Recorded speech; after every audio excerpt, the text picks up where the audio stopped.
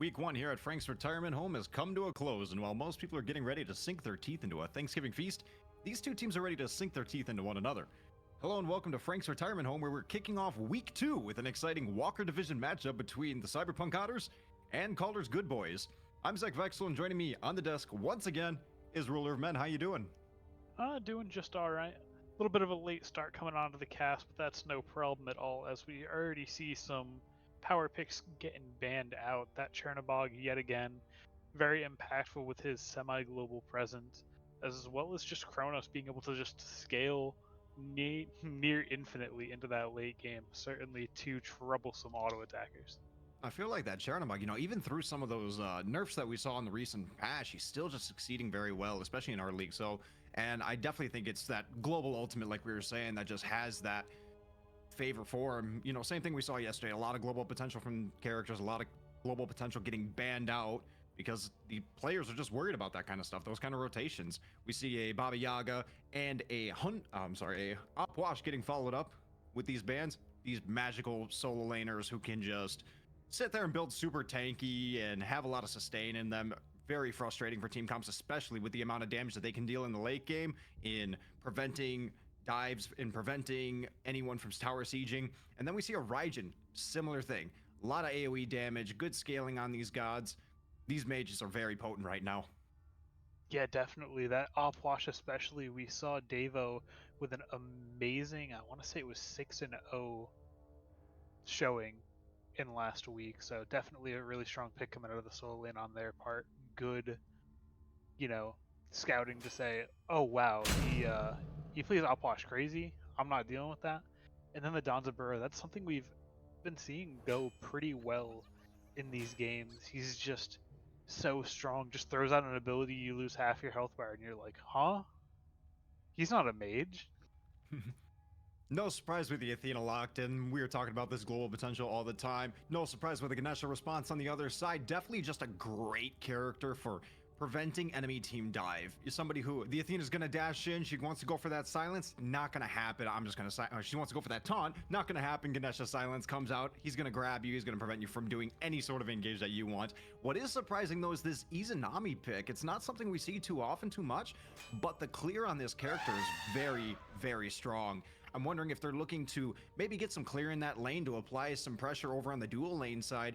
And over on the opposite end, we see a Scylla pick coming out from the Cyberpunk Otters, a god who just is probably one of our more successful scaling characters in the mage department because of how her kit designed is, and that passive, when she's leveling up her abilities, she gets more power, and it's such a good potent pick if she can land those abilities in the late game.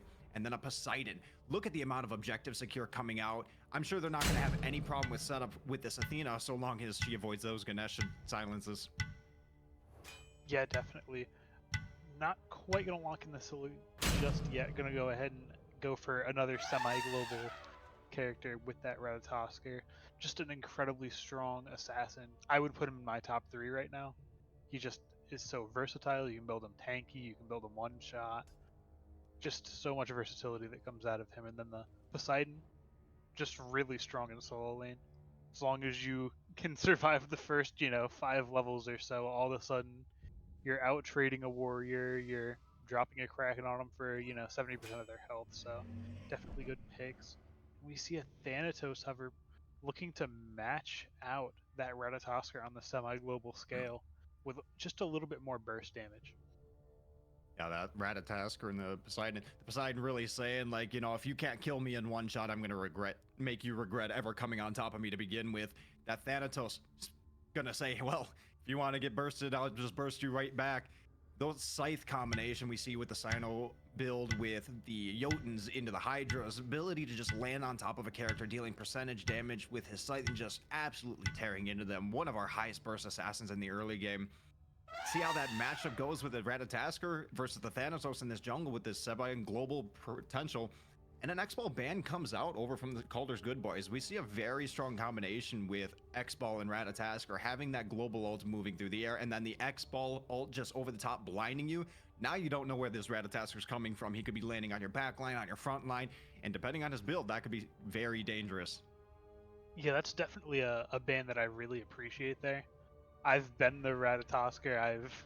I've dealt with the Ratatosker, the Thor dunking on my head when I can't see him coming. It's so difficult to deal with. So definitely a good one to ban there. And it looks like we have a pass ban coming out. Yeah, who needs Little bit of bank interest. time? And then we see the Janus ban. Now we saw some pretty good Janus plays in yesterday's matches. Unfortunately, the Janus didn't get to really show what it is entirely capable of, because let's be honest, that Janus yesterday was getting sat on by the enemy team.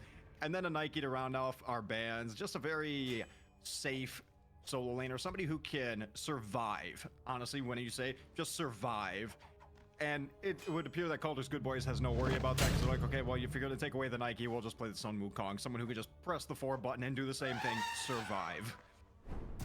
Yeah, in fact, the unkillable solo laner coming out. Just so many ways to get out.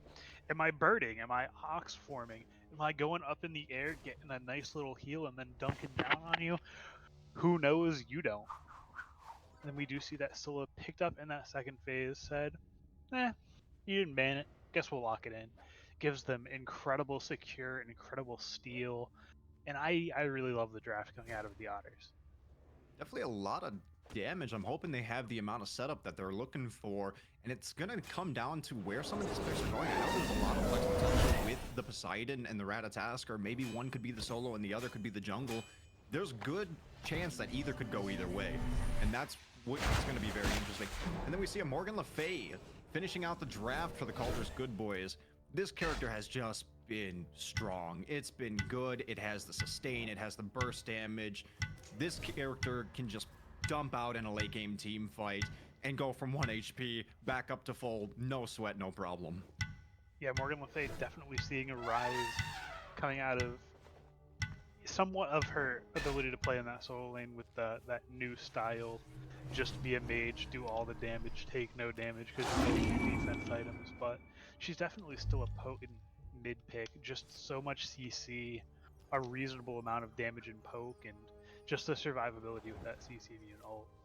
If you're the Ratatasker or Athena, how are you going to get on top of this pig? You land on top of her and she just knocks you back with the 2, fears you with her 3. You're just upset in every way. If I'm the Ratatosker, I'm saying, hey yo, I'm not diving her unless you already got some cooldowns out. It's not my job, my soul laner's got to get in there. Poseidon, you got to start diving, buddy. I don't know what to tell you. You don't have movement. That's tough. That's tough. Got to throw those abilities from afar and see if they can pump out that damage and knock down some of this utility over on the Kaldr's Good Boys side.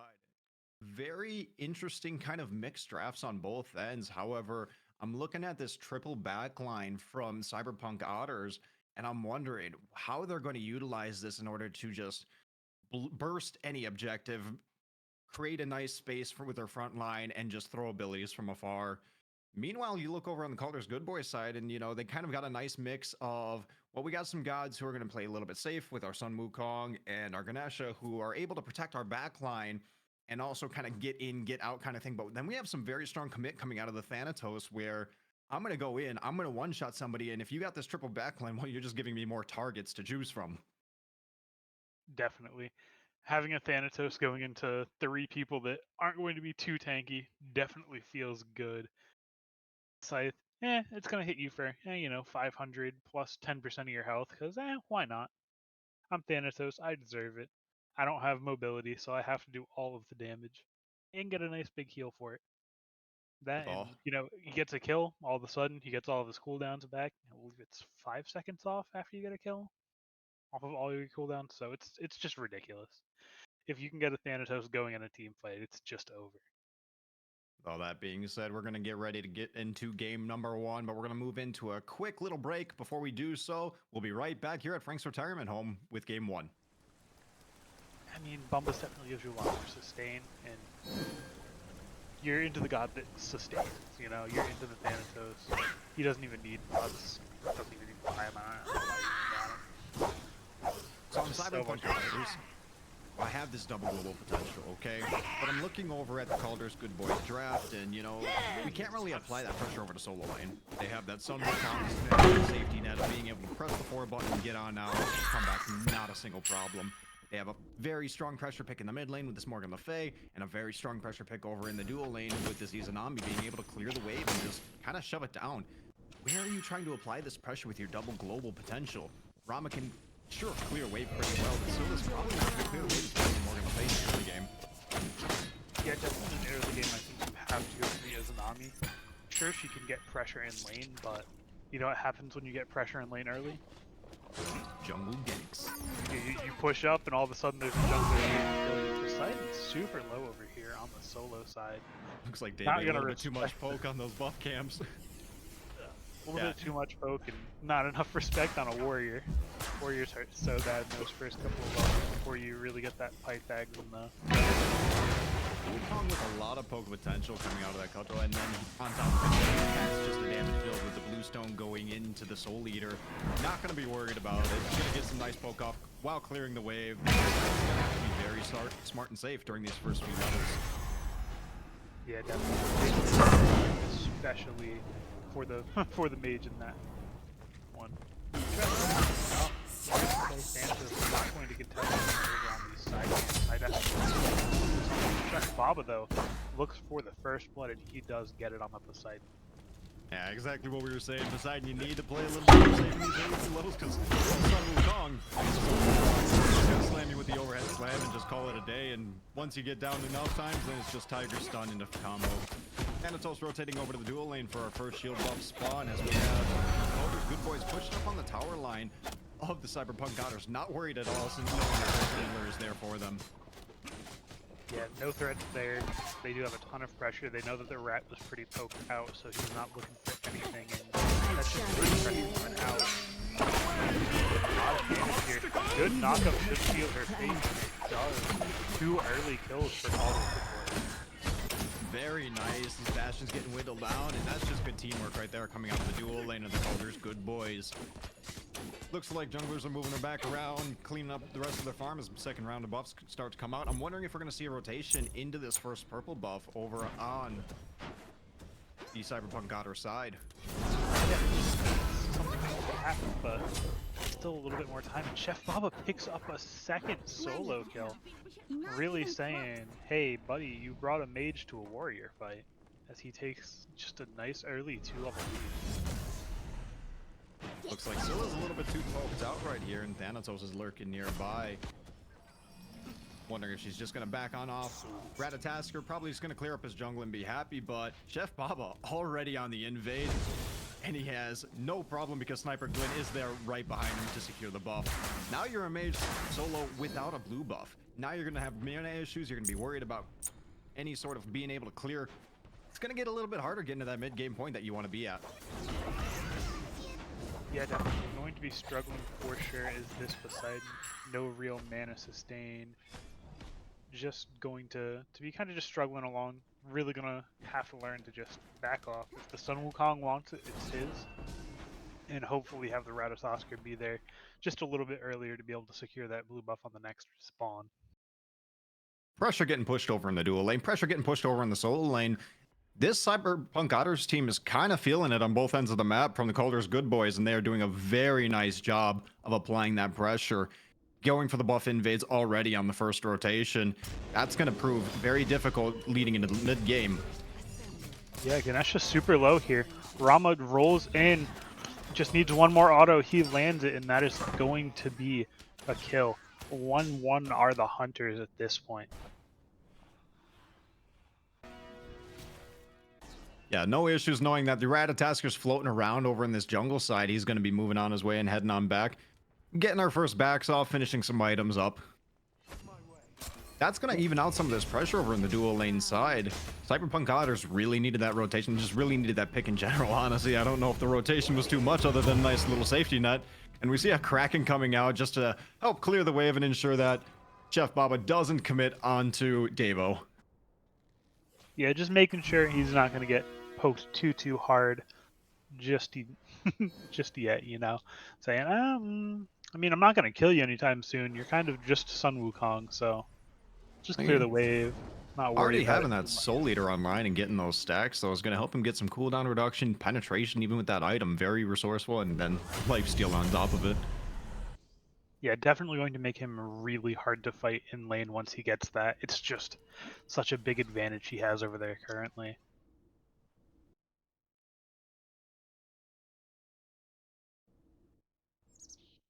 Other than that, not seeing anything too crazy going on.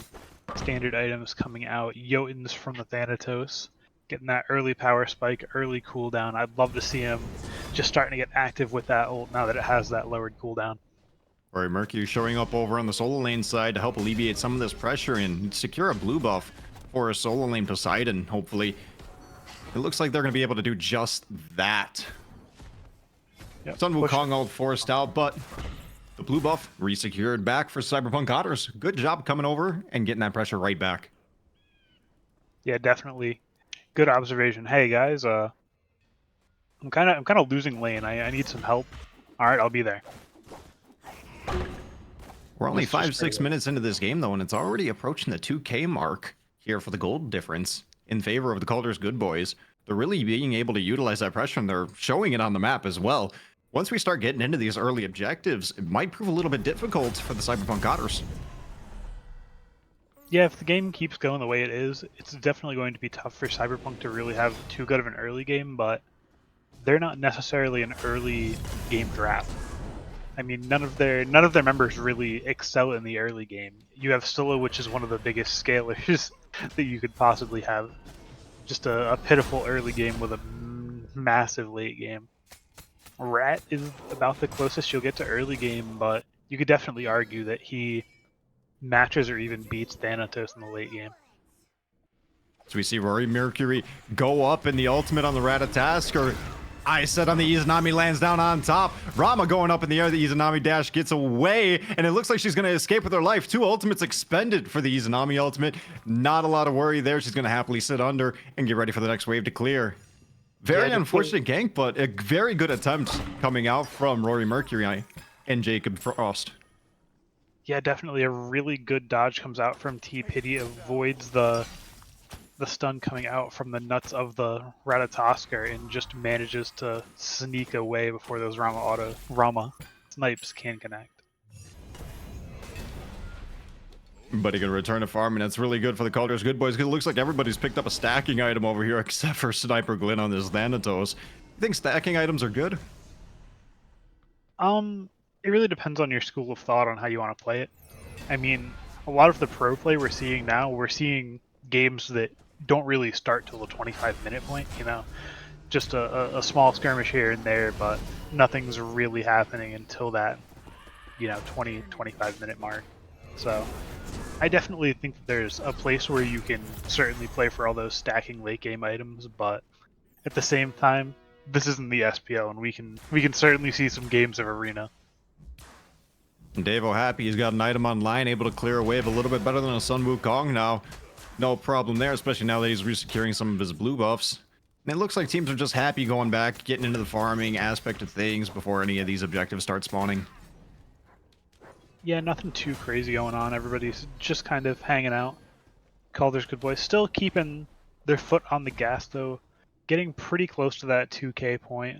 And it's not coming out of too much fighting. It's just better farming. They're having better pressure onto those mid camps, securing just a little bit more farm. So definitely going to need to watch out for how well they can play those neutral farm.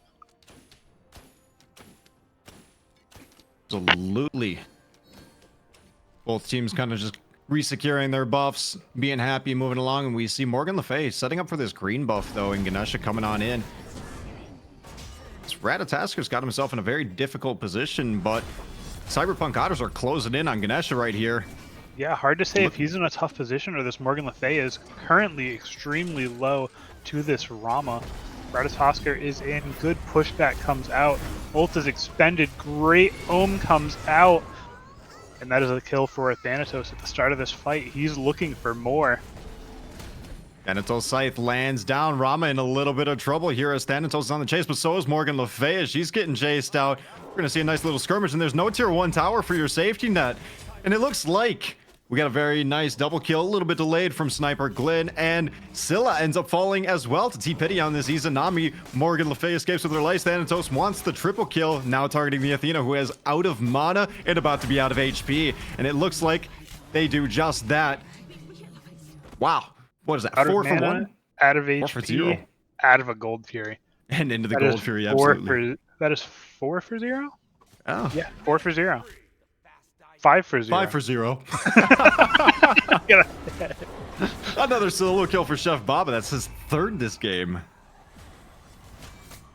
Ratatasker trying to come in for the steal. Unfortunately, eats the fear. Cyberpunk Otters managed to steal it. Good job, Rory.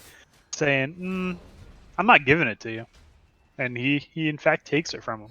Unbelievable. That Athena ult came in too over the top just to help him get out. But wow, being able to just blink in against 4 members of the Kaldr's Good Boys and still take away that Gold Fury.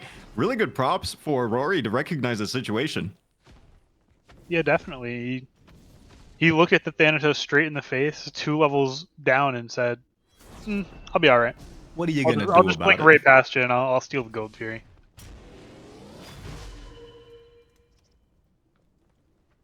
Definitely good plays coming out from both sides, though. Great fight comes out from Kaldr's Good Boys. Turn a bad situation into a good one. We see Morgan Le Fay getting so low at that Gold Fury pit, just taking autos from Rama, and then out of nowhere, Ganesha's there. He hits the perfect silence to peel the Ratatosker off. All of a sudden, Thanatos dunks down, so great coordination coming out from Kaldr's Good Boys. Hoping we can see that coordination come up as we're about 30 seconds out from the first beacon spawn. Likely see a little bit of a grouping over here, especially with that tier 1 tower down over in dual lane already. Maybe we might get an Izanami rotation over, and it looks like we are getting some posturing as Sun Wukong is moving into the enemy team's blue buff. Hopefully he's still away, but a little bit too late against the Poseidon. That mage, he's going to clear it now. You get a couple items online, no problem. A little bit late over to the beacon. First beacon is down, and it looks like the Cyberpunk Otters are already on it. Deciding to opt for the fight instead, though. And Definitely it looks a tough fight. Going to be a 3v3, even though they are a little bit down. Definitely not out, though, but it looks like Kaldr's Good Boys are maintaining control of that beacon, getting it to start to tick up. Poke War's all fun and dandy. Now the ADCs are rotating in, getting ready for a good fight here in the mid lane as we're a 4v4 grouping. Rama decided, I'm just going to opt for my farm, and these Kaldr's Good Boys decide to secure the first beacon. Now, we know how beacons went yesterday. You start securing beacons, and what happens? The game just kind of goes in your favor. Maybe we'll see the trend continue. Yeah, for sure. I mean, those beacons are certainly a good indicator of where you are in the game, Are you able to group as a team? Are you prepared for the objectives to come off the map? And we saw them get a couple of picks and take the Gold Fury. Now we see them group up for the beacon. So definitely good signs coming out from Kaldr Good Boys. Silence coming out, and Thanatos getting a little bit aggressive over here at the order side back cams. Not going to get a whole lot. You left a chest up over there, Rama. That buff cam's not going to respawn now. Yeah, definitely doesn't feel good to miss the chest there. Thanatos unfortunately misses the scythe and has to say, oh god, you do damage with autos? I can't deal with that. Izanami doing so much damage, lands the slow, dash in. Is it enough? Let's see the ult. Come on. On the mark, that is a kill. Yeah, Rama dashing into the wave right there without that vision ends up dashing right into T-Biddy on this Izanami. Realizing, I might have messed up a little bit here. Gets away, but doesn't exactly get away with his life. Gets sent back to the gray screen. He was just taking the fast back option. Yeah. Got a backing an item. That damage coming out of the Scylla just absolutely deletes Sniper Glyn on this Thanatos. He was not prepared for that. Scylla ends up landing her second, and it looks like she's going to get a second kill right here. And she does secure the double kill. Very good decision making over here from Scylla, realizing that there's another member over here. I can just get a nice little hit and clean up a little bit more. Yeah, definitely great plays coming out of the Scylla. Gets the solo kill onto the Thanatos. Was level 13, but had not returned to the base to get those beads, and it cost him everything.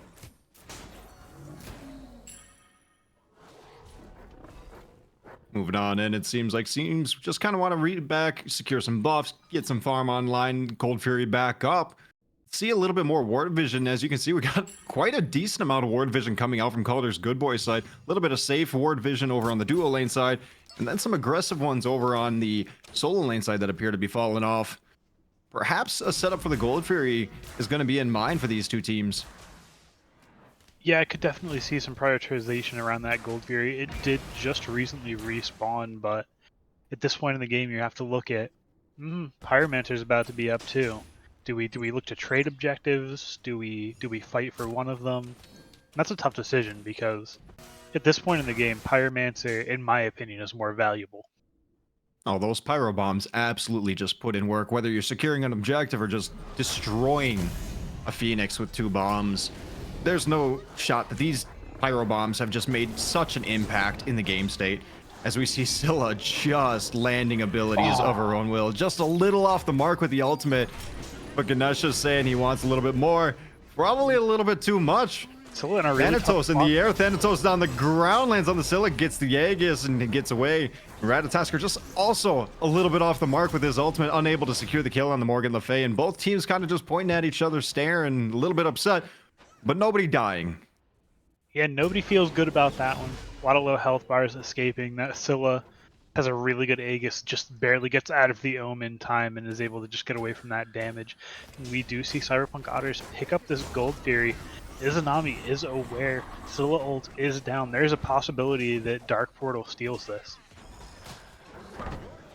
And it looks like the Cyberpunk Otters are going to secure their second Gold Fury. Low health bars over on the Kaldr's Good Boy side after that team fight. Very good recognition from the Cyberpunk Otters to go, we can just go in and take this objective. Now it's time to start setting up. Next beacon spawn in, Pyromancer's up and ready. Let's transition some of this now that the game state is getting a lot more back to even. Yeah, definitely getting a lot closer to even. I mean, Cyberpunk Otters really just keeping it nice and clean. We got a nice little tug of war going, a little bit of back and forth, and you love to see it. 3-man grouping here in the mid lane. Possibly going to apply some pressure, getting ready for this beacon spawn. 30 seconds a little bit too soon, though, as the Thanatos is realizing. And just a little bit. I mean, you can sit there. Yeah. It doesn't hurt. I'll take your farm. Guess. I mean, you know, got none of my farm up. I'm just going to kind of chill here and wait. Ain't got nothing better to do. Right. I do love this aggression out of the Izanami. She does opt for that Demon Blade's second item. Poseidon actually getting quite low over here. With the response of the Ratatasker over for his Poseidon, you're one less member down over for the beacon spawn, and it looks like the Kaldr's Good Boys are trying to get ready for that. But a very good rotation coming in from Rama here, getting ready for this beacon.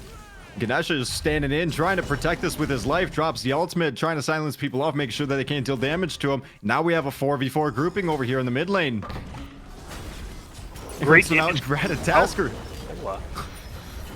Just clean up. Rat going up in the air, looking for more, and they're just kind of going over to clear up. Sun Wukong goes up in the air, ends up getting away with his life. Very good. And Thanatos goes up, comes down, gets nothing, but ends up finding the Scylla on the back end. I'm sorry, finding the Athena on the back end.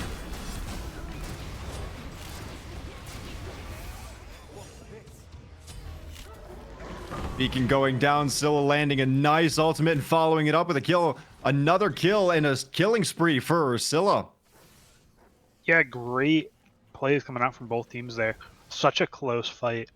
If anything goes just a little bit differently, I could definitely see Kaldr's Good Boys coming out of that one cleanly, but just so much damage coming out. from Cizafriel. Just so much damage.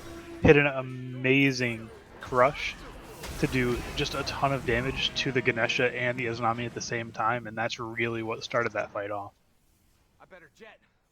Following it up with the Pyromancer, very happy as Cyberpunk Otters are just recognizing they're able to move in, take more off the map, keep taking as much as you can, and that's a really good mentality. It's also what is extending their lead now, returning in their favor, and now they have a 3K lead.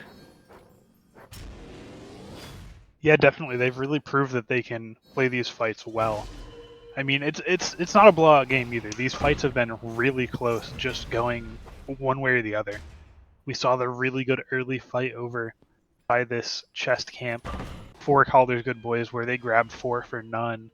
And then we see that fight where the opposite happens. You see 4 drop for nothing. So definitely good plays coming out from both teams. Just need to clean these team fights up just a hair. What do we need to see from Kaldr's Good Boys in order to return this back to a little bit of a neutral state? Possibly a little grouping, probably a little bit less of getting caught out and getting picked as this Thanatos ult goes up in the air just to get away with his life. However, we see a nice rotation over in the dual lane. Rama might be a little bit caught out as Ganesha shows up right behind him, and Izanami closing in on Rama. Rama HP bar getting low. Rama has to go up in the air. Izanami all just a hair too slow. Jacob Frost holding up in the air, and Ganesha ult coming down. And here comes the Athena now in. And it looks like not Rama off the mark, and that is unfortunately going to be a dead Rama. If that taunt lands, maybe they're able to get out, but it's a tough one. Just good plays saying, Rama, you don't have crit yet, you can't box the Izanami, as he does go ahead and buy it now, but it's just so hard to do. They get the double team, and that's what we need to see them do. We need to see Kaldr's Good Boys group up just a little bit more. We've been seeing a lot of people just hanging out in the jungle alone. All of a sudden, Thanatos gets hit by a CC and a crush, and he's 10% health. So Ral on this Ganesha. Grouping. Ral on this Ganesha might have been overstaying his welcome just a little bit, but now it appears that the Cyberpunk Otters are getting a little bit deep as the members of Kaldr's Good Boys are coming back off the rotation. They do secure the tier 1 tower, and they end up getting the kill on Ral on the Ganesh.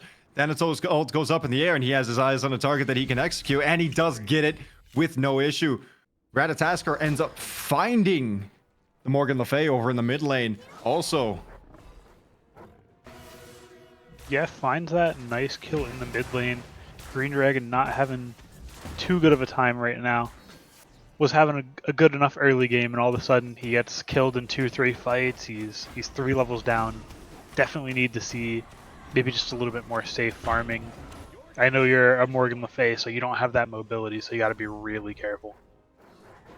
couple low HP bars over here on Cyberpunk Otters, and Thanatos recognizes it as he chases down Rory Mercury Sim, gets the Blink Scythe, and says good night. Unfortunately unable to help stop the Gold Fury from getting taken, but gets his pick nonetheless. Does go ahead and secure his consolation prize. Poseidon Bede's actually forced out there, not willing to take that Tiger stun.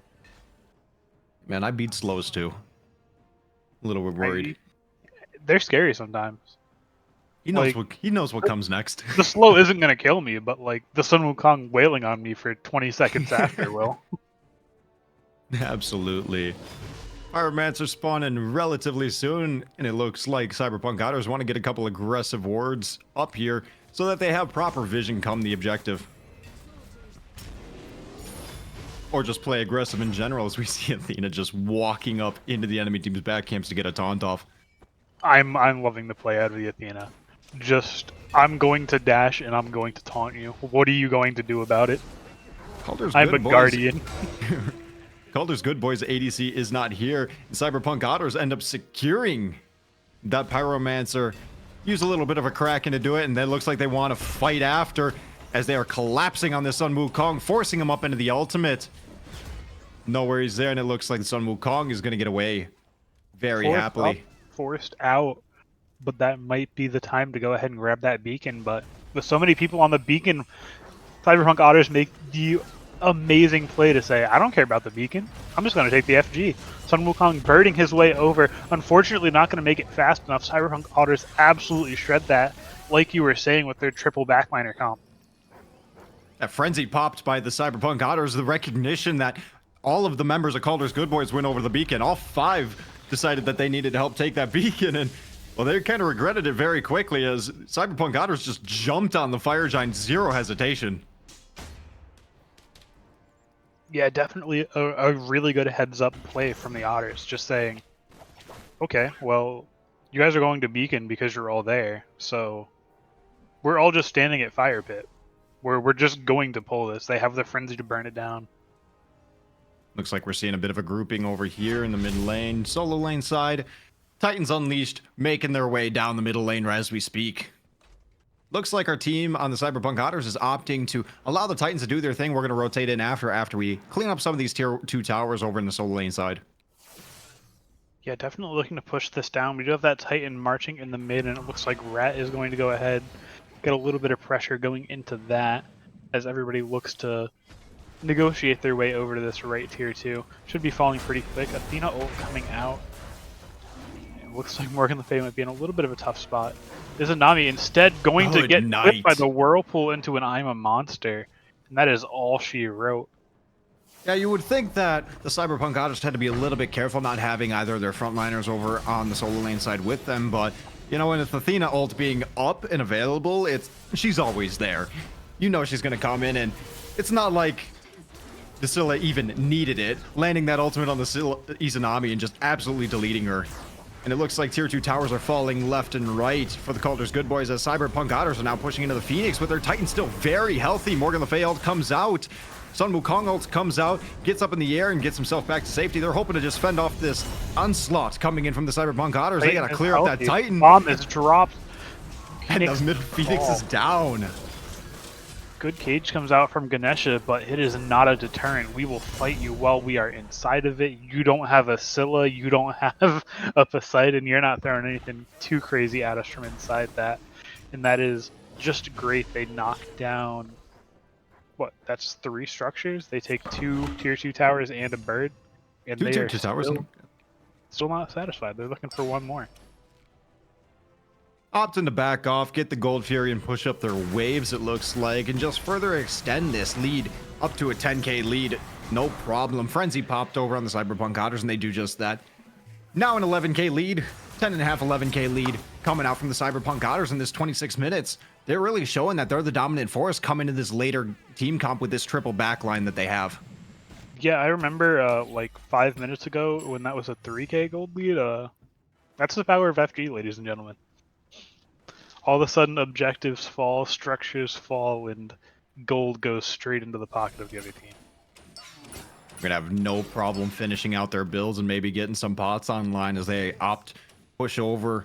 A little bit of a grouping here in mid lane as the next Pyromancer spawns. They probably want another one of those bombs after what we just saw in the middle lane Phoenix. Yeah, definitely a wonderful tool to be used for those sieges. Sieges, pretty hard. I'm really glad they implemented the pyro bombs. 1200 true damage is insane. Oh, not just those pyro bombs. That Titan from the order side lasted for so long, just beating on that Phoenix, that pyro bomb was more of an execute. Morgan Le Fay caught out a little bit as she's just kind of eating some Rama autos, and it looks like Cyberpunk Otters want her. They see red in their eyes as they move to collapse on the Morgan Le Fay. Morgan Le Fay forced into her ultimate, ends up T-Pity picking off one on the back line. Ganesha ult comes down, and Ratatasker and Thanatos both go into the air. Ratatasker lands down, Thanatos lands down, both a little bit off the mark. Blink out from both, blink in, and Thanatos ends up cleaning up Ratatasker in the back. Scylla just picking off people in this fight, dealing some absolute damage.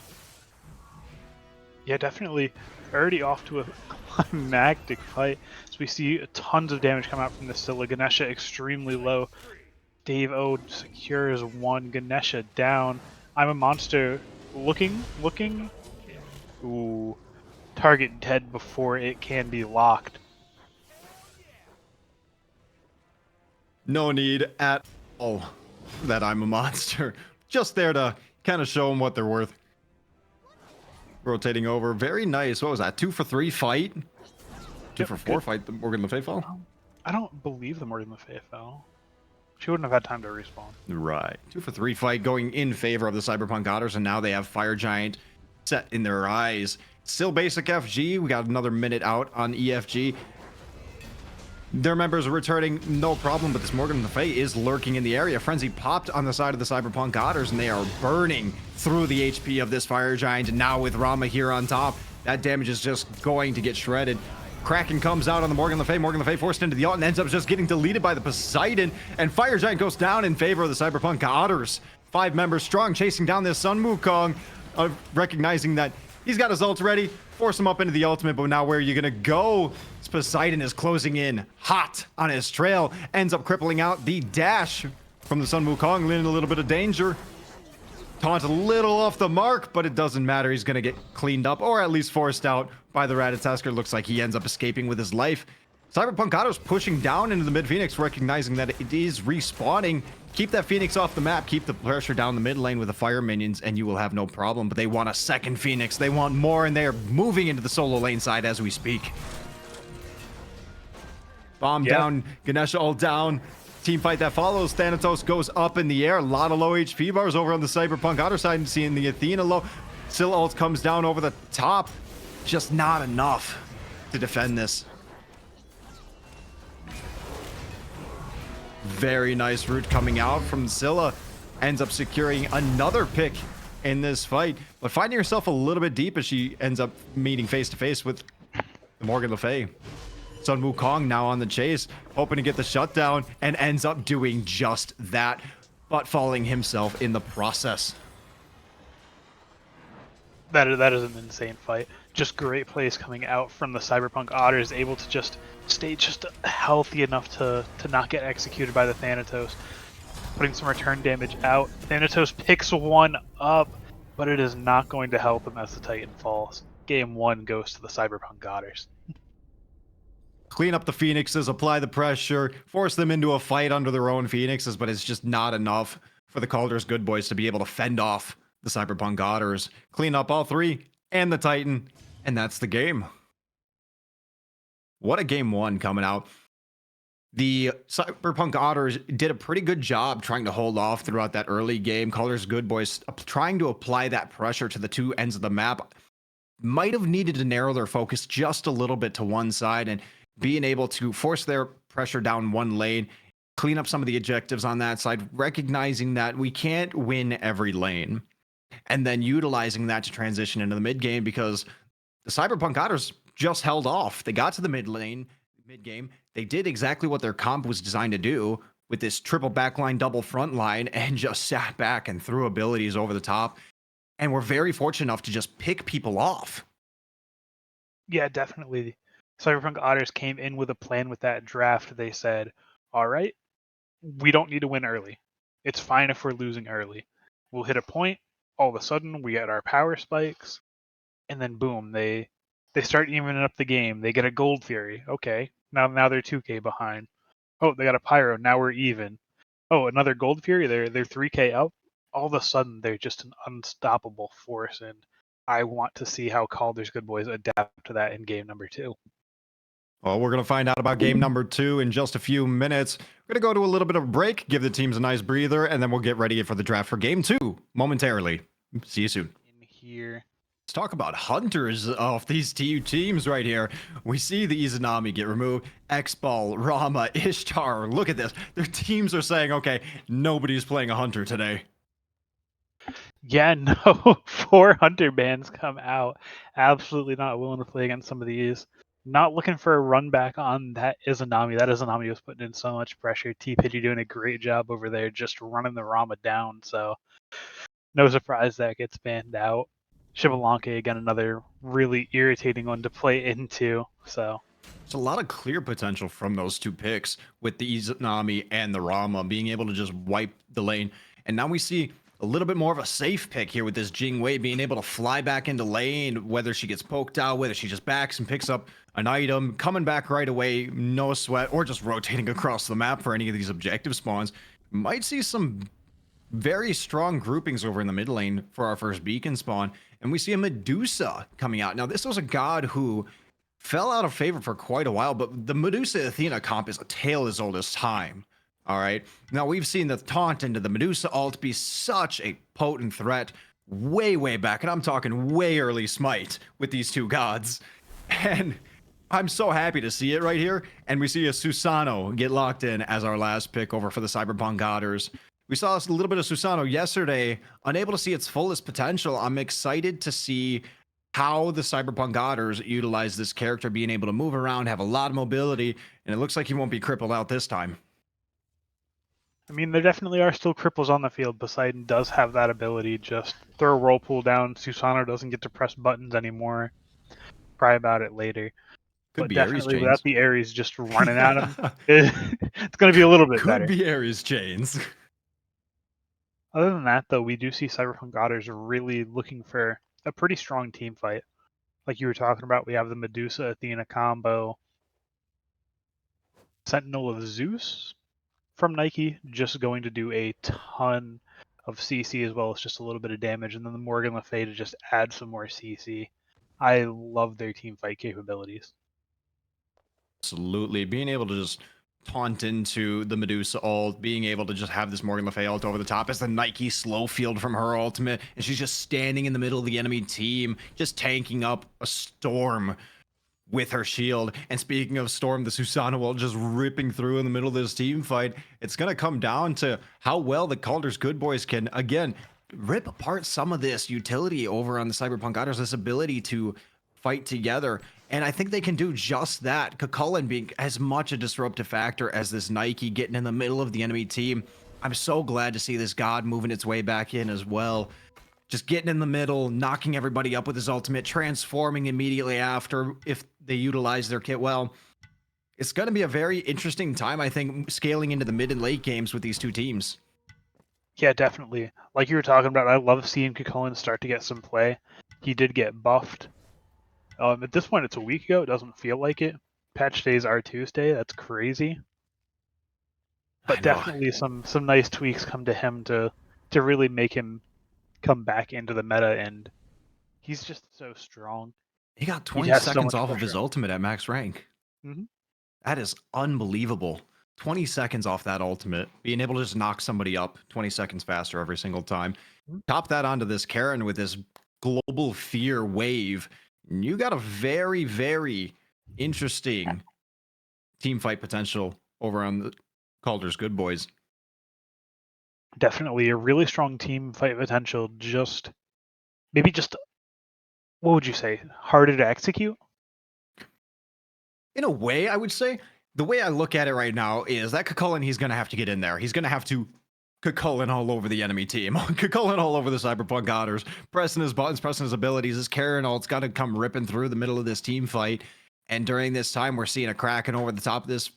And then the Pele just making her way a little bit later in the fight and just cleaning up left to right as the Jingwei's dumping autos. I think there's a lot of potential for the Calder's Good Boys to execute this so long as they play their cards correctly. Yeah, definitely. I mean, we saw how well they were playing in the early portions of last game. We know that they have it in them to group up, take good fights. So I'm excited to see how they're able to play this comp out.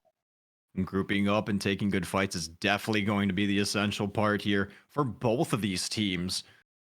So let's hope that we can keep that kind of grouping up, nobody's getting picked off kind of thing that we saw kind of happen in the later parts of game number one, getting that ward vision needed.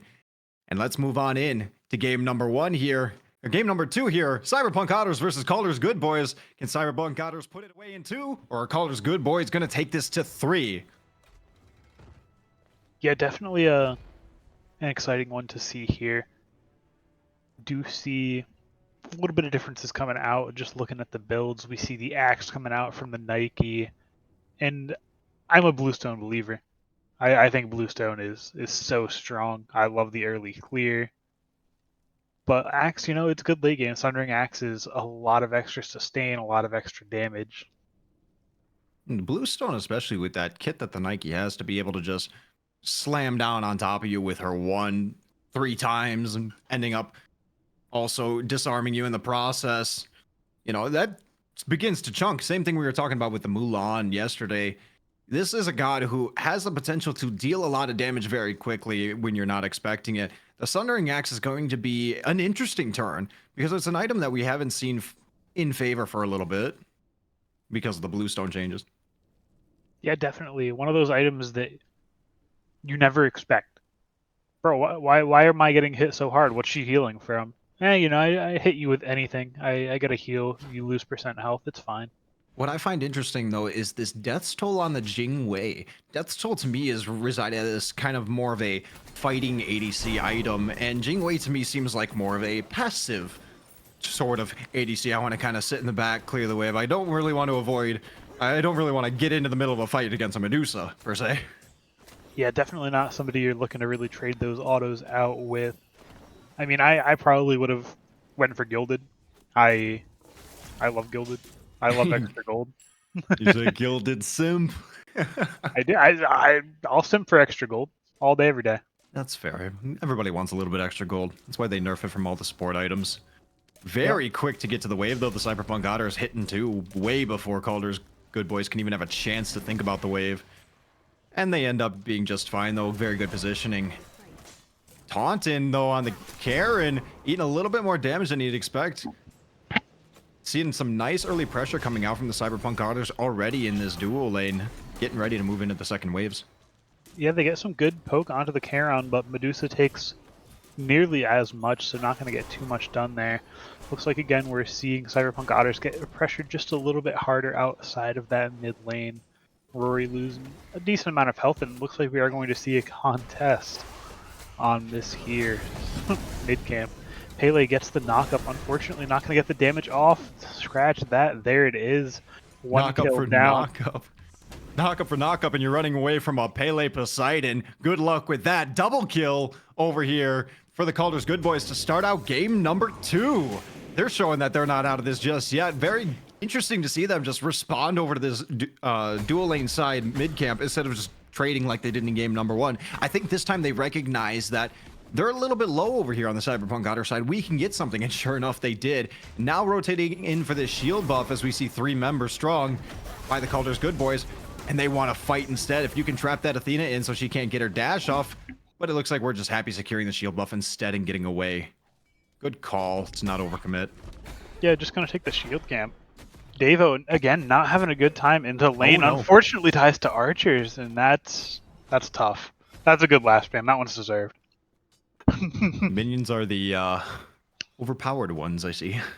Minions do not care. They don't care if you're level 20 full health. They don't care if you're level 1 with no health. They are going to hit you regardless. They do no favors. And we see just that. Nike forced back a little bit early and forced to use that teleport. Coming back to lane. Karen over here poked out a little bit to half health, and would appear that Cyberpunk Otters are very interested in doing something. We see the Athena dash getting ready. Yeah, definitely looking to put some pressure onto this Charon. He's already poked out, doesn't have any pots remaining, so damage at this point is permanent on that health bar. Attempted invade from Poseidon over on the green buff, a little unsuccessful.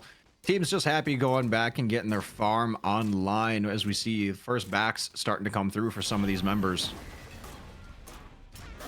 Yeah, nothing too crazy going on. Again, this Athena is just out for blood. Tiger Girl absolutely playing like a tiger, looking to just pounce on that food. Well, you get rid of that Ganesha that doesn't have that silence capability, that grab capability, and all of a sudden she's realizing she can just get in as many times as she wants, dealing that damage and just being a taunting nuisance.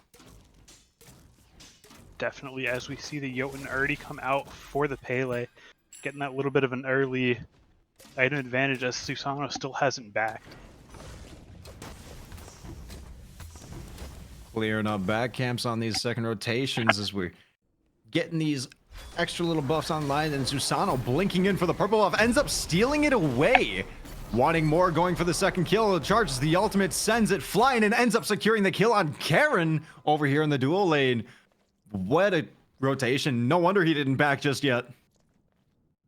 Yeah, great awareness to say, hey guys, the Charon isn't backing yet. We can do something about that. Just good awareness saying, okay, I'll be there. We'll get the pincer. I'll be behind. You guys can be in front. And they just take that kill. Speaking of awareness, Jing Wei stepping up just a little bit too much. Ends up getting forced into the ultimate. to escape. Frenzy does get popped on the Cyberpunk Otter side, though. And speaking of going in, it looks like you just dove in a little bit too deep against a Nike, my friend. She pops that 4 button and makes you regret your decision of diving a tower at 4 minutes. Yeah, diving those towers early certainly not recommended for the faint of heart. You got to get your kill, get out, and with Nike having that massive shield, it's just so hard to do. It's an unbelievable bait. You see this Nike at low HP, and then all of a sudden she has a half health shield and all these prots, and you're just upset. You And really are upset for making any decision. And you're taking 200 damage a shot from the tower at least, and you're just like, oh. Oh, I've made mistakes. I see. Ult's coming through. Just to give back the lane, it looks like. As both teams are moving in to clear. Susano applying some of this pressure over to the solo dual lane side. Not a lot of ward vision, though, as the Jingwei dead spot him out. You can definitely recognize that he's still there as he's standing on top of a ward. Gonna try to come in behind, but she has dash ready. She should be fine. Yeah, definitely not going to have those counter sentries up just yet to make sure they're going to get those ganks out. And Jingwei, when she doesn't want to die, is one of the hardest gods to kill. So much mobility, get out of jail free card with the ultimate. So definitely going to be one of those gods that you need those counter sentry wards to really deal with. And Susano, one of his main setups is the ability to pluck people with that too. Against a god like Jingwei, she's just gonna dash right out of it, no problem. Yeah, definitely gets the dash. Can just get that dash out, get out of jail, and just say, "Oh, Susano, you were trying." Other than that, I mean, even if she does dash out, Susano 3 can just follow it. Happily securing our buffs, and we see some pretty standard builds coming out from both sides here. We see the Jotuns and the jungles. They want to get those cooldowns on their abilities online. But the Karen's coin over here on the Poseidon, I find very interesting. We did see some changes in that in the recent patch with this item. Yeah, definitely one of those more niche items. I mean, it's good pen, decent power, and that move speed can really help out, especially on a mobile god. So definitely don't mind it on a Poseidon. No, movement speed on a Poseidon, having him press that 2 and just zoom around, you'll never be able to catch him. Or he's going to just run you down and catch you. Kakulin getting a little aggressive over on our jungle side, wanting to steal away from the Cyberpunk Otters jungle, but going to be a little unsuccessful. But is getting collapsed on as we see the Athena ult coming through. Maybe he's a little bit too deep in. Kakulin does end up popping the ultimate. Frenzy comes out, and the Nike all being slowed beyond belief. Gets his jump. Pele is here for the help, though. Does peel for her teammate. And the Karen ult from downtown ends up, but it's not enough for Kakulin. Chef Baba does end up falling to the Nike, and Athena ends up falling to the Pele. Nobody's going to recognize the fact that Nike's still deep back here, and she might just get away with this. And it looks like she does just that. Nike does get away, but 2 for 1, that's a good trade if you are Kaldr's good boys. Saying, might not have gotten one who we were coming for, but we got enough of them. Just great awareness from Sniper Glenn to just say, give it a second, I know you're dying, calm down. Bracken for Bede's ult coming out from the Morgan Le Fay, and she ends up falling still from the tower dive from the 3 members of the Kaldr's good boys. And unfortunately, it does end up being a 1-for-1 trade as Rory Mercury recognizes that, Pele, you're a little bit too deep in here. Let me just clean you right up. Yeah, Pele, you have 0 dashes. I have 2. There's nothing you can do to get away from me. You're not escaping the movement speed god. Karen had a dangerous health, but not going to quite get punished for it yet. Unable to steal away that green buff, Susano does get a double pluck and forces the shell out of Kaldr's good boys and ends up cleaning up the kill on Ral on this Karen as well. That's what he wanted anyway to begin with. He didn't want the green buff. Oh no, he would have settled for the green buff, but the Charon's just gonna sit there, I'm not gonna say no to it. Junglers, we see red. That's all we have. As soon as we see that low HP bar, it's just tunnel vision. Okay, I need to get this kill. I need to do everything I can to get this guy. Yeah, definitely, but still falling a little bit short of Sniper Glenn, playing really well on that Pele, especially with that double kill, just really tough to deal with. Jingwei is going to be able to dash out Pele blocking off the mana. exit. Not a lot of mana and lacking the ultimate, but the Athena ult does come through. Jingwei getting forced back in, ends up getting forced into the ultimate as well. But Pele, recognizing that you're still overstaying your welcome, Susano, ends up picking up a double kill over here in the duel lane, chasing down the Athena. Now she gets knocked up in the air by the Jingwei updraft, and Pele is chasing it down, wanting more. Not going to get too much more. Still a little bit too tanky of a target. Gold Fury? Gold Fury? Yeah, Gold Fury. I love to see it. Just they get their good fight. Pele comes in, absolutely cleans 2 people, puts Athena low. Now, last time we saw this situation, though, Kaldr's Good Boys did pick up the Gold Fury in Game 1 off of a nice fight, only to have it stolen away by the Cyberpunk Otters. This time, they made sure that they had enough vision deep, and they made sure that they had enough of a safety net out there to ensure that they could secure this with no issues this time. Yeah. Unfortunately, no Blink Ratatosker to go ahead and steal it from 4 people, but still. A little excitement. Both teams moving on in, getting their farm. We see a Deuce Soul Leader come out over here from this Pele in this next item slot. Susano just moving into the jungle side, taking away a little bit of farm. Taking away a man's Chester is not something that you do calmly. Coming in not for... something you do lightly. No. Not looking to take this fight, though. Pele is there. Good dodge away from the knock-up. Could have spelled disaster, but he's going to be able to make it out just fine. Do see the knock-up getting maxed over here on the Pele, it looked like. Seeing those 3 rings come up. Find that very interesting. Yeah, definitely. There's so many ways to play Pele. Some people max the 3, some people max the 1. It really just does come down to preference. Couple backs getting off, and we got beacon spawning in 20 seconds. A couple backs getting canceled as we see the Pele forced into the ultimate. Karen ult comes ripping through as well for a little bit of extra safety. Beats forced on the Morgan Le Fay. Little skirmish before the first beacon spawn. Nothing too crazy. Gotta have a little something coming out there.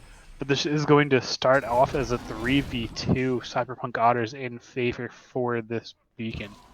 They do have the Kraken ready on the Kaldr's Good Boys side. Hopefully, we can see a little bit of contention here. ADCs are thinking about a rotation. Pele's going to make her way back very soon, and this beacon timer has been stalled. Yeah, being able to contest that with the Charon's health bar. Jingwei is here, Medusa is not. This could be really tough. Athena in a tough position. 4 strong are the members of the Kaldr's Good Boys, and forcing the Cyberpunk Otters off of the beacon. Will end up securing it with ease. Yeah, they are able to go ahead and take that out. Won't speak too soon this time. There we go. We end up getting it this time. Yep. Last time I spoke too soon. Just causes that to go ahead and fall down. Going to lose the Bastion. Get some farm down, but Pele is here, locking off the escape route, and Medusa has a tough escape. Kaldr's Good Boys are looking at the Medusa saying, you know, if you're not going to rotate and play with the team, then we're going to rotate to you and make you pay still. You should have came. We really wanted to see you at the beacon. We missed you. I respond to our letters. You know? Yeah. Going on the house call. Nike looking to steal away this blue buff. Kakoan saying, not a chance, I'll drag this under tower. You're not diving tower for it, please? Please don't. Soul later brain? No? Now, interesting development. That's a bladed boomerang on Jingwei. She has the innate crit with her second ability. So seeing the bladed boomerang come out, I think it's just going to, increase the movement speed and increase her critical strike chances we see when she lands those crits. Yeah, definitely one of those interesting options you don't see too much. I mean, I'm definitely a little bit more of a fan of the Demon Blade there, getting a little bit of pen online with those crits, but that's certainly a realistic option. Collapse over here on Nike, but you're collapsing on a Nike, guys. She has the ultimate. She ends up chasing in, noticing that her team is rotating in, and our Morgan Le Fay ends up catching Karen off the back end of this fight. They went a little bit too deep, chasing a Nike under a tower. Yeah, that does seem to to be the story. Poseidon beats our force. Morgan Le Fay comes out, claims its kill. However, Pele is here, putting out a ton of damage. Taking a ton of damage in return as well. And it looks like we're going to have a complete cleanup over here by Kaldr's Good Boys, by Cyberpunk Otters on Kaldr's Good Boys, getting a triple kill. Morgan Le Fay. Yeah, on that pixel health, not willing to give it up. I'm sure that got down to single digits sometime in that fight. And that's going to clear them up for this Pyromancer. Only Charon is here to contest. Is he going to be able to get this steal? Nike not letting him come in for free, that is for certain. This is the jump. Typhoon is on the mark, though, going to secure that. Yeah, it doesn't have the ultimate available to fear them away. Gonna be a little bit hard to secure a full damage Susanoo ult anyway. It can be done. Okay, no, absolutely. I've seen Capri's preview. take fire giants. Mm-hmm. So, you know, I know it can be done. I watched the Sylvanas at Worlds steal a fire giant. Shout out PBM. I wanna say just the other day on cast we saw Capri 2 steal a Gold Fury. Nuts. A tick from Capri 2, like like a 12 damage tick. Gold Fury Absolutely nutty. And when you're in those situations, what do? You just kind of like have to look at it and go, well, that happened. Yeah. Kaldr's Good Boys coming in for a gank on the Medusa. Athena ult does come through for the safety. Now that you have that ability down, what's going to be the play from the Kaldr's Good Boys? The game is still very even right here. 41k, 42k to 42k almost. 16 minutes into the game. Both teams are in a very good position given their team comps being a more mid to late scaling game comp. Yeah, definitely going to have to see how this plays out. Next thing we really should be looking at is that Gold Fury, so these skirmishes on the left side of the map are certainly going to be impactful. Pele onto Susanoo here, putting out a ton of damage, and that's a solo kill. Very nice solo kill over here from Sniper Glyn on the Pele. So you were talking about the Jingwei with the bladed boomerang, but I'm seeing a fail knot, it looks like, getting built into as we're looking towards this Gold Fury. Now, Jingwei is a character who kind of has that ultimate to get away. Are we going to see some crazy, aggressive, engaging Jingwei ultimates? I'm here for it. I mean, I certainly don't mind it. You wait out some CCs, all of a sudden their cooldowns are down and you're able to get in there. Good Kraken comes out to secure that for Kaldr's Good Boys. Good Kraken indeed. Karen ult helps a little bit of a self-peel, and the Kaldr's Good Boys are happy to walk away with the Gold Fury and a couple low HP bars. They're certainly happy to get away, but Cyberpunk Otters weren't willing to let them get away for free, but unfortunately they do go ahead, get their distance, and get on out of there. 5-man grouping here in mid as the Sijin Beacon is now available yet again. Maybe a little bit of a transition to this mid tower. Cyberpunk Otters are absolutely ready for these beacon spawns. Yeah, Cyberpunk Otters is certainly not going to let that go. That is their consolation prize for the Gold Fury. All right, you got gold, but you're all low. We're taking that beacon. You can't stop us. Unwanting to take anything else, they're going to return on, make sure they secure some buffs, and keep this game as close as it's been for the past 18 minutes as we're approaching. Ooh, my... There we go. My bad, I bumped my microphone. Yeah, it happens. It does. Yeah, definitely a really close game. I mean, 1,000 difference at 18 minutes, that's nothing. Even, what are we looking at, about 2K, 1,800? That's still pretty negligible. Right, and that's not even a full item. You have like one early mid character on both sides. I think both teams are very happy with the way this game is going, and it's going to show you that this is about to be anybody's game as we go 9-9, 1K game. It's a coin toss. Yeah, definitely. I think one of the things we're going to have to keep a good eye on is this Pele. Are they going to be able to keep up the pace that they had in this early game, putting up so much work, getting that, what were they, 7-2 for the longest time, now 8-3. Gonna have to see if they're able to continue to get those kills coming into this later game.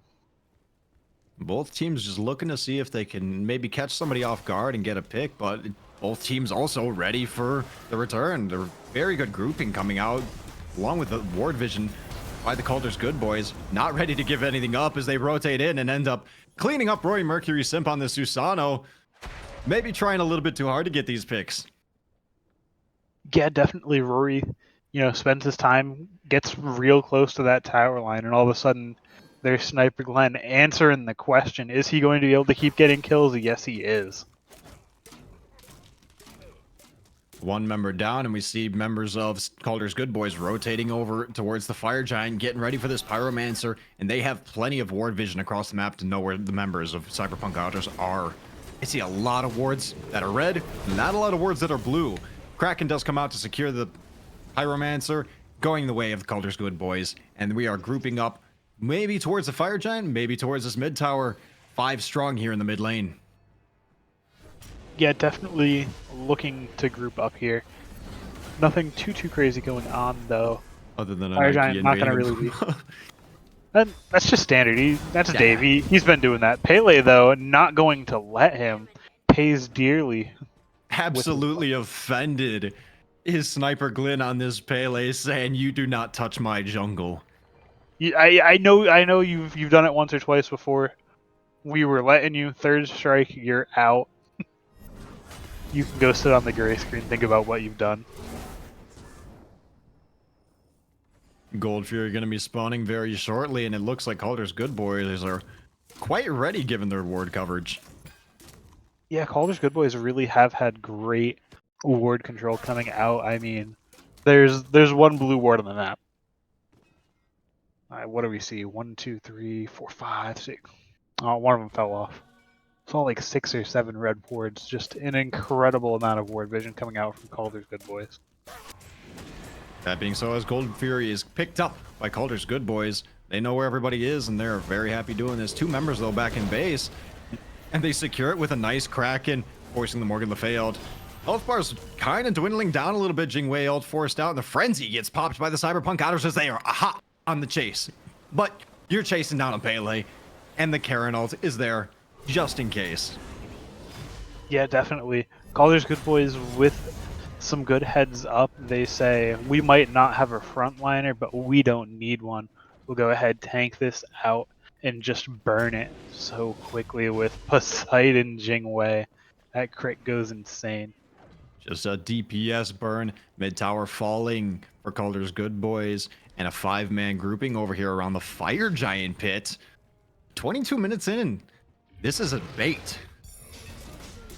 Yeah, this is definitely a tough one. We're actually starting to pull it, and that is going to weigh pretty heavily on the health bars.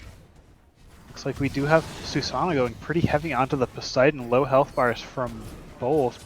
Typhoon is on the mark though, and that is going to be a kill for Rory.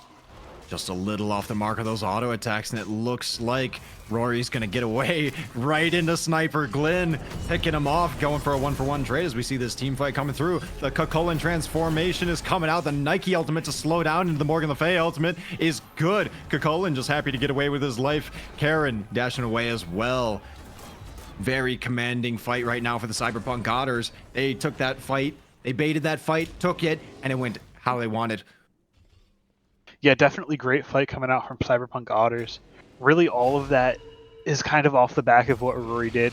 He goes in there, he gets the 1v2, he's able to kill the Poseidon, leads them on a goose chase. He has 2 people looking for him instead of focusing on the remaining 4 of his team, and they're able to just take out the Jingwei as well.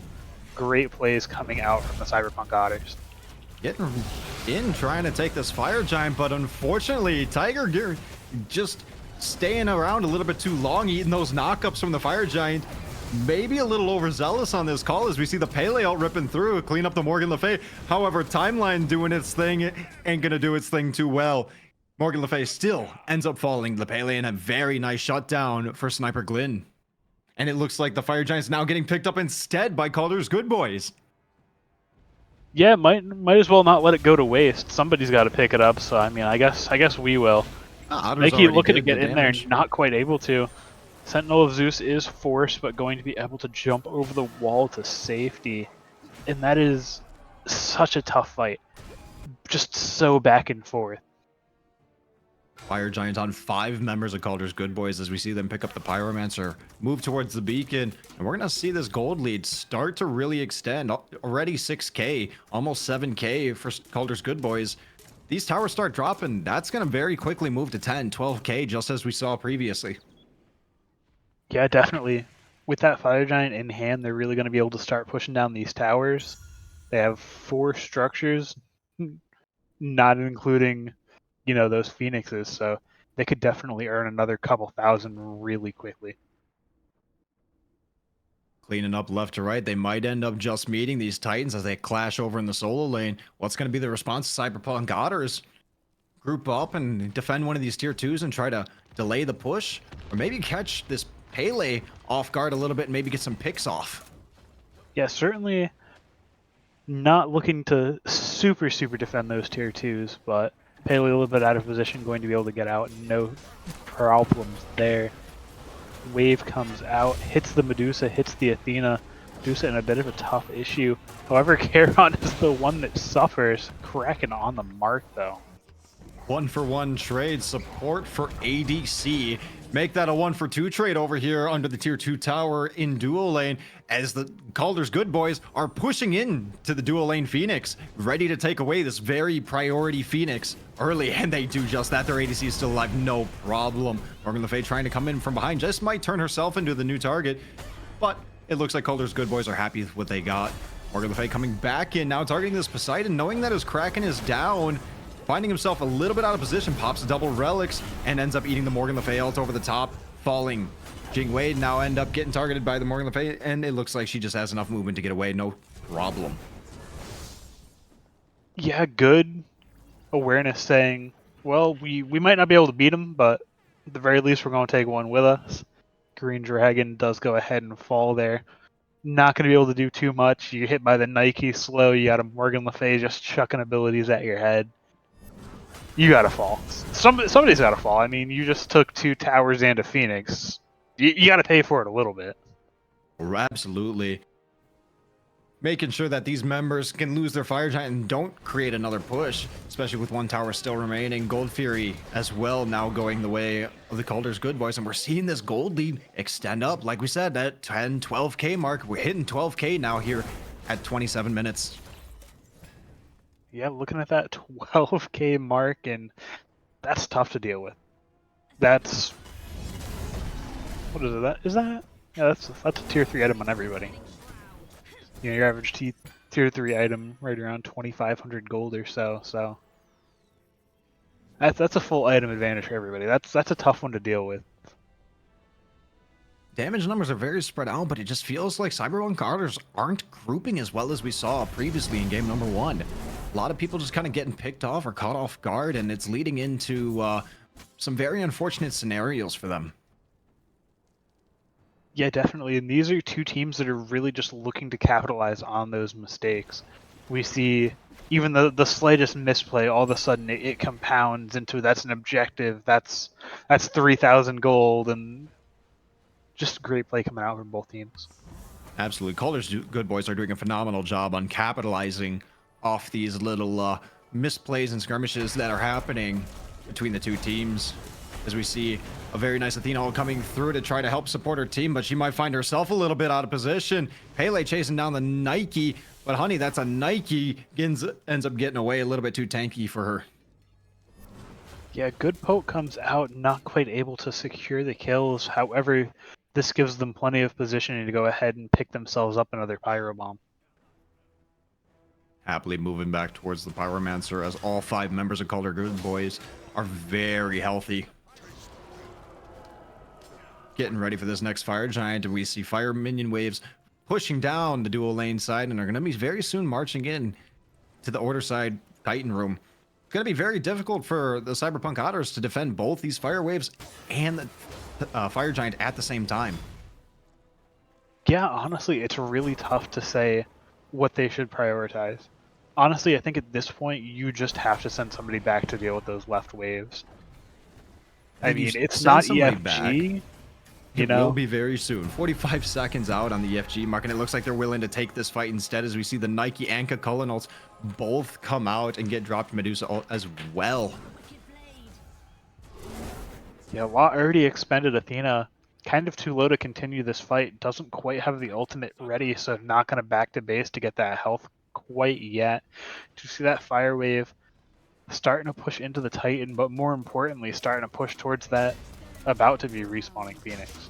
Kaldr's good boy is starting to pick up this fire giant right before it's going to turn in hands. Fire minion waves over. Nike's looking to teleport in. Nope. Ends up just committing to the wave and ensuring that they get their Phoenix back up. And the fire giant ends up going down for Kaldr's good boys. Pele picking up a kill over the top on the Medusa. Not only that, Nike TPs in and they do lose the bird to the fire wave. Unfortunately, wasn't willing to go for one or the other. Gets stuck in the indecisiveness, and unfortunately, that is 4 kills for Kaldr's good boys, and they could realistically just walk down and end the game now. 4 kills for Kaldr's good boys, and it looks like they are doing just that as they start marching up this solo lane side. We'll get a tower along the way, weaken up the Titan a little bit, but we know where their eyes are set right now. 20 seconds on the nearest respawn for Cyberpunk Otters. Yeah, I mean, you have 40 seconds for Nike, you have 30 seconds still for this Morgan Le Fay. There's a realistic chance they just end here. Not if this Poseidon gets taken out, though. Susano putting in work, absolutely defending this Phoenix, and the members of Cyberpunk Otters are back. 2 Phoenixes down for the Cyberpunk Otters. Kaldr's good boys deciding to retreat, recollect, regroup. They still have Fire Giant on 4 members. And it looks like Cyberpunk Otters don't want to let them leave. Yeah, have it on 4 members. Have that Oni Fury available as well. This is a great spot to be in. They still have quite a bit of time on that Fire Giant as well. So they have the time to go ahead, regroup, spend their hard-earned gold, and get back in there. We're going to go to a quick break, everybody here. Stay tuned, and we'll be right back with game number 2, Cyberpunk Otters versus Kaldr's good boys.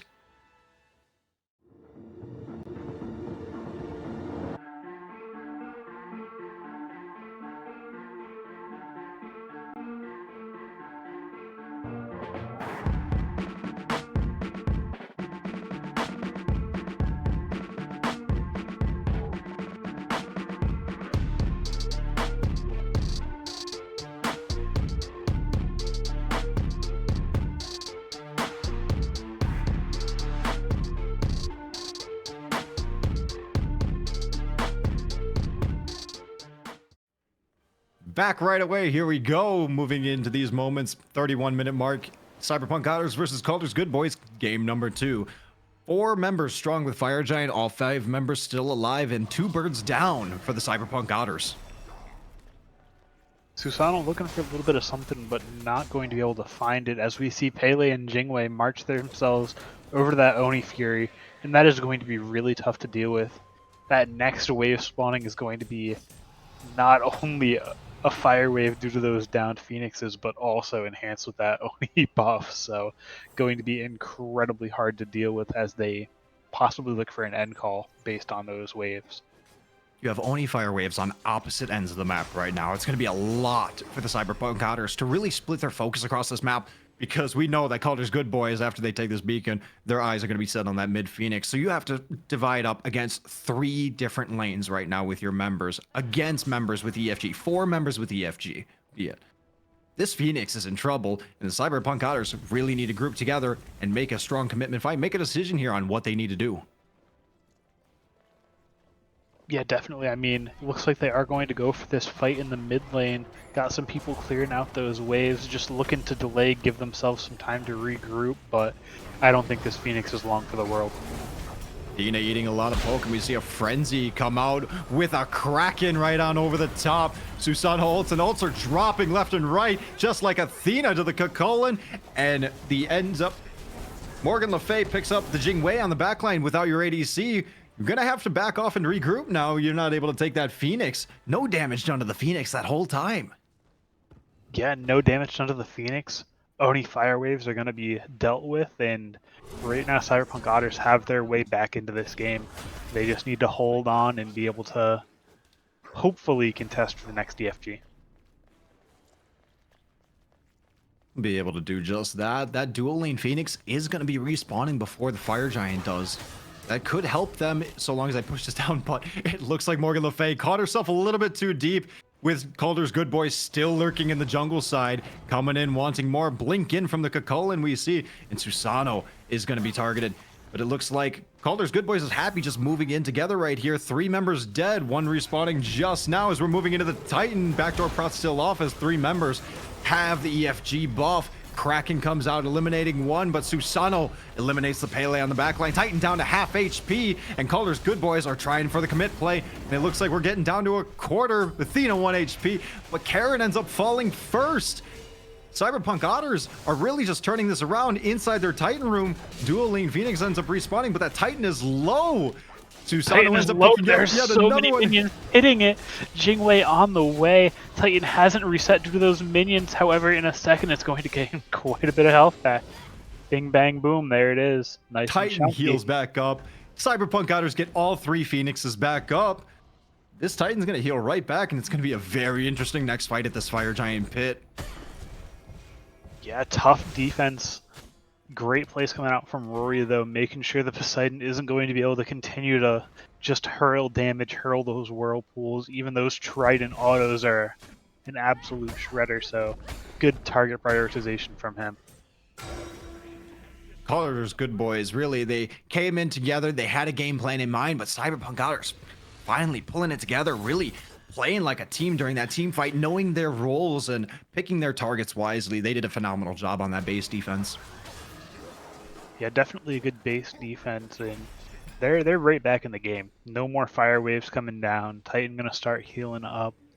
Only thing they're going to have to worry about in a minute is defending this EFG and that little bit of health shaved off of the max on those Phoenixes. Well, they better hurry quick because Kaldr's Good Boys are already picking up that EFG, all 5 members in tow, and it looks like Cyberpunk Otters are making a break for the pit. Nike already ready, stand by, getting ready to jump on in. Half health on the Fire Giant, falling down to a quarter.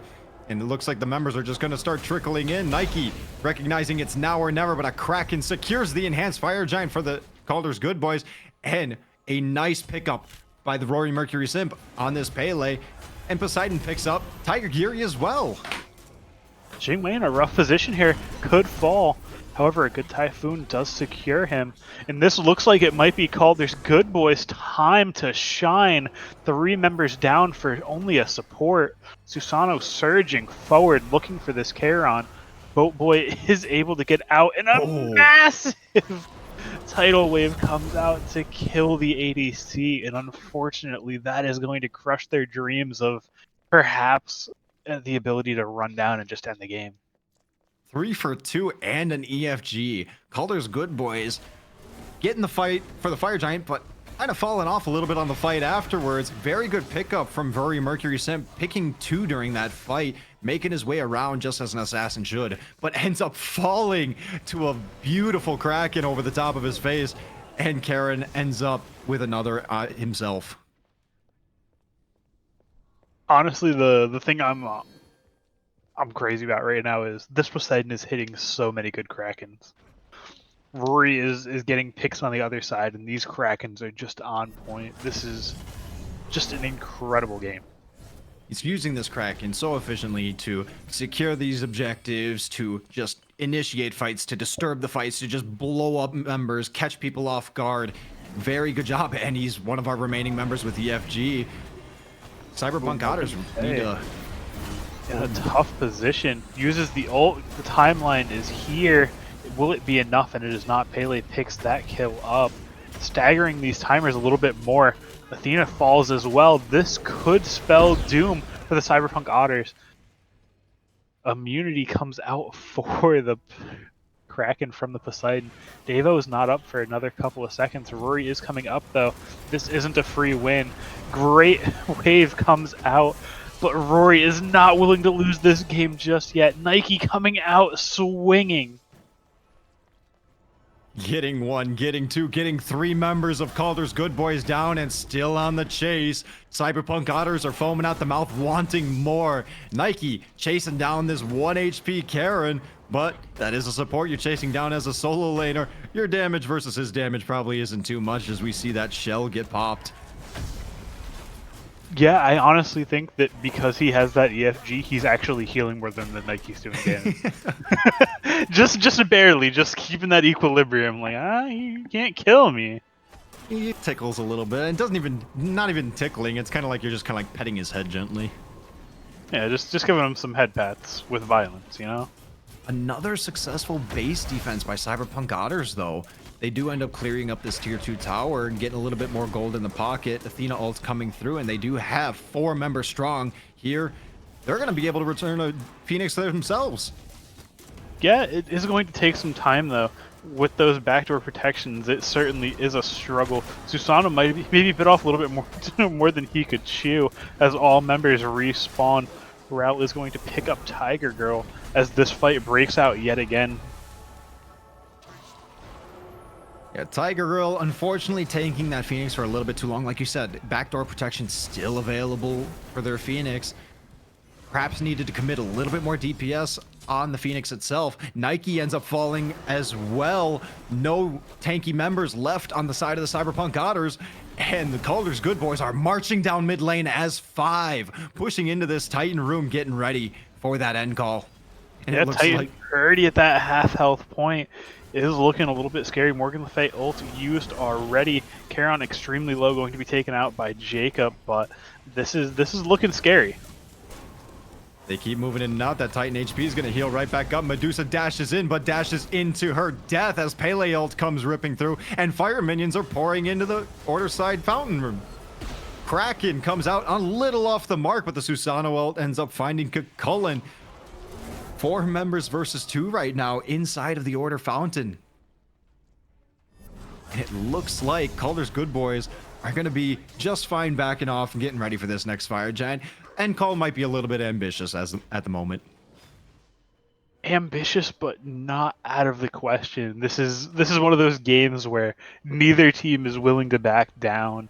I mean, we've seen Cyberpunk Otters just surge up that mid lane and get real close to cracking that base, just not quite able to get themselves onto that Titan before the enemy team spawned. But this is definitely still anybody's game.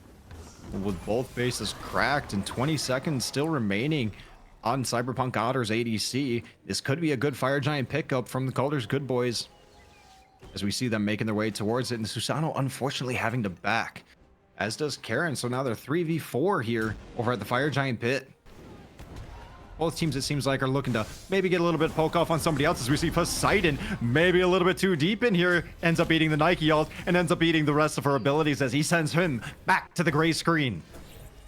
Yeah, unfortunately, Poseidon, you're in mid lane, not in solo. You don't have those tanky items, so that Nike is going to be able to do that. Great engage comes out from this Cohen-Charon combo, as we see a lot of low health bars. Jingwei in a little bit of trouble. Susanoo able to manage the kill with the Typhoon, and this is still a tough fight to call. He held onto that Typhoon until the moment Jingwei landed and was able to find her on the back end. 5 versus 3 right now over in this fire giant pit. Members are backing, teleporting back in, and Cyberpunk Otters are ready to pick up this fire giant, popping that frenzy. They are committing to this objective right now. Only 3 members from Kaldr's Good Boys as Pele's rotating around, looking for a pick from behind on some of these low HP targets maybe. Fire Giant down to 1 HP right now. Who's going to secure it? And it's Kaldr's Good Boys who end up taking the Fire Giant away from Cyberpunk Otters. Morgan Le Fay ends up picking up Chef Baba over here, and Cyberpunk Otters are on the chase down. Yeah, and a chase down it will be. Charon just manages to get out with the paddles, and this tower is going to fall relatively slowly still. Those backdoor protections are certainly a pain for the Cyberpunk Otters. That mid bird is cracked through though, so there is a chance that they could surge forward. However, this Poseidon is sitting there almost daring them. 5 members strong from the Cyberpunk Otters, but EFG on 2 members of Kaldr's Good Boys.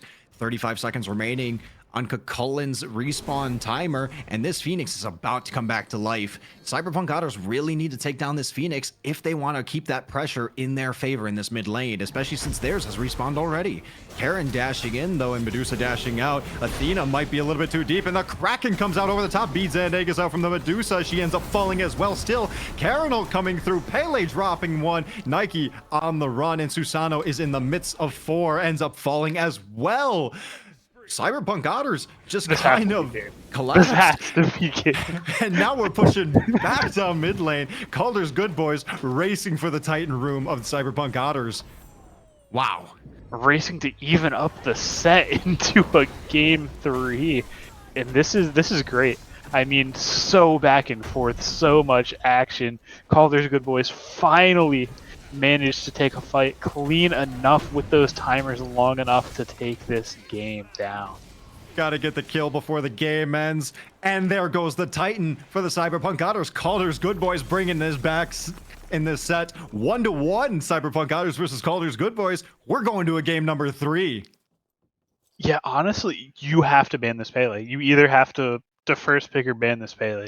19-7 doesn't even describe the amount of work that Sniper Glenn did on that god. Sniper Glenn was able to utilize this god to such great lengths in this game, not only early, but mid to late as well, able to find those picks and do what this god does best. Find one target, take that target, and just send them back to the gray screen, remove them from the map, and keep on going. And it felt like Cyberpunk Otters just didn't have a response to it. Yeah, definitely. The Pele was such a problem to deal with, as well as that Poseidon just putting those Krakens directly under people. Where did it come from? I don't know, but it is sending you back to the gray screen. So those are the two picks that I'm really expecting to see banned out in the next game. We're going to need to see some little bit of adjustments over on the Cyberpunk Otters side. Great adjustments in this game number 2 by Calder's good boys. What's going to come of game number 3? Stay tuned and we'll find out. Picks and bans will be coming up momentarily. And we're back, moving on into game number 3. Calder's good boys versus Cyberpunk Otters. Who's going to close out this set and walk away with the victory? Wow, 2 very good games so far between these 2 teams, and neither team wants to give way. Can't blame them. Nobody wants to go home empty-handed. Somebody is looking for that W for tonight, and honestly, it could be either team. We've seen great performances out of both. Both teams really just putting up a fight and making great changes over the course of the 2 games. You know, we saw Calder's good boys really pull it back, do a lot of good grouping, and it appears that they kind of have the same thing in mind so far. Cyberpunk Otters deciding, we're going to ban away the Ganesha. We don't want you to have the global ult with the Athena. And Calder's good boys, that is what we were waiting for, is the removal of this Pele. It was Calder's good boys who removed the Pele. And Cyberpunk Otters removed the Chernobog. I guess they had no intention of picking it up first pick. Yeah, I mean, it's definitely one of those gods that's hard to pick first pick because she's so 100% engage. You can really just, I'm going to pick a Kepri. You're going to dive on somebody? I don't care. I'm just bring them right back. So definitely one of those ones that's hard to first pick, so I can understand just banning it out. And that Poseidon, 100% win rate for the set? Poseidon just putting in work so far, you know? Kind of got that Kraken for secure. What was happening that last? Kraken for the secure. Kraken to start a fight. Kraken in the middle of a fight. Kraken to just pick off some random person wandering in the jungle thinking that they're okay. But the Raijin did end up making it through this time around. Banned out both games so far. We're going to see how this one plays out in game number 3. Yeah, definitely. Is it going to go mid? Is it going to go solo? I mean, are you going to be one of the crazy people in rank that pulls it out in support? Who knows? The possibilities are endless. I do love my bring anything into support and make it work because I'm supporting the team just by killing the enemy players' picks. Those are absolutely my favorite. And there's the X-Ball pick. Again, another pick that was banned out both games so far. This global blind that we have in the middle of team fights causes so much disruption and is such a frustration factor. Not as frustrating as it used to be with that stun that was added on top of it, but glad we don't have that anymore. Bring it back. I do not miss it one bit. I still instinctively, as I'm walking around on the last tick, I stop. And I'm like, hands off. It's like, why do I do that still to this day? Just built into your brain. But they don't want to give up the combination. Calder's good boys looking to take away the Ratatasker for themselves, and they do just that. You're not getting the X-Ball Ratatasker combo, and they're going to take the Karen back on top of it. This Karen really did a good job in the last game, having that fear to just disengage his teammates. This guy was sending it cross map, okay? He was over in mid lane and disengaged a fight over in solo lane with his ultimate because he just shot it correctly. I want to see more of that. Yeah, definitely one of those gods that gets more and more valuable the more communication you have from the team. And they were definitely making calls. Hey, if you can get a wave over here, we can like not get obliterated over here. All right, perfect. Thanks. See Not that gonna, in 2 to 3 business days. you know, it's coming. Don't worry. Yeah, you gotta extend. You gotta overnight shipping on that, or and the Kepri, interesting pick that hasn't really seen very similar picks throughout the set. You know, we've had some very aggressive picks. In my opinion, Ganesha is kind of a mid-tier pick. We saw the Athena over here on the Cyberpunk Otter side both games, but it looks like Tiger Girl's going to opt for a Kepri this game. Yeah, Kepri definitely one of those more defensive orientated guardians. But I mean, he's still a force to be reckoned with on offense. Oh yeah, you can throw a Sunder on that God. Sunder grab somebody, root them in place, and then just have your ADC whittle down their HP bar quite instantly. ADCs look like they are the target of the Cyberpunk Otters as we see the Rama and the Izanami removed. Both very good clearing gods, and one who had a very good show in game number one. Thor getting removed over from Kaldr's Good Boys. They're saying we're going to keep our global pressure jungler for ourselves, and yeah, you don't get one of those. Instead, play that little X ball, and that's all you're going to get. Yeah, definitely making sure that they're not going to have to deal with a Thor under the cover of night. Definitely a good decision there. So, like that ban. Wouldn't even mind maybe a Thanatos ban, but definitely not necessary. Not necessary, but it looks like they are taking some time to think about this last ban because it's really, and there it is, the Thanatos. No surprise, honestly. These global ultimate characters over the top of the Expo ult, what happens is you don't know where he's coming from. You don't know where he's going. All of a sudden, you have your ADC yelling in comms, going, help me, he's on me, he's on me. And you're just like, what, where? You know? Do you really get those calls, or is it man? Oh, Thana got me, bro. Bro, Thana, I can't even do anything. Insert desk slam noise here. Exactly, just so frustrating. Oh, this is You can't BS. see anything. You can't react unless you have beads Aegis. You're just dead. As we see Loki, God that we don't see too often, locked in. God that has that same kind of thought process as the Pele and the Tsukiyomi, where you're getting in there, you're getting your pick in, you're dying for it, whether you like it or not. However, he has this Kepri to give him the revive and pull him back out when in need. Could be very interesting. Can go in stealth and also has the Darkest Nights from the Expo ult to just give him a little bit more room to move around and play around with while being undetectable from the enemy team. Jingwei getting locked in over on the Colors Good Boy side. This very safe ADC, you know, a good hunter gets away. We saw what it did in game number 2. Yeah, Jingwei certainly did quite a bit in that game number 2. But I mean, it's just such a safe pick. Where can you go wrong? Right, you chase the god down. What's she gonna do? She's just gonna dash away. You close in on that. She's gonna ult away. Okay, she's probably gonna knock you up in the process sometime. And you know, if she does get away, she just comes back to wherever she feels like within seconds, just because of that passive ability. And there is the Nike yet again. Now, this god put in some work throughout the game in game number 2 in terms of just having this undivable nuisance throughout the early game and just slowing targets down throughout the mid game. Interested to see it over here on the side of the Calder's Good Boys, though. Yeah, definitely excited to see how they play with that god. I know last game we saw a lot of just sitting under tower in the early game, getting those getting a bait killer too even. Oh, you're gonna dive me, I'm gonna press 4. As we see Eset locked in. Now Eset could go into either role. I think she's just a little bit better in that mid lane, as we do see it go ahead and get traded over.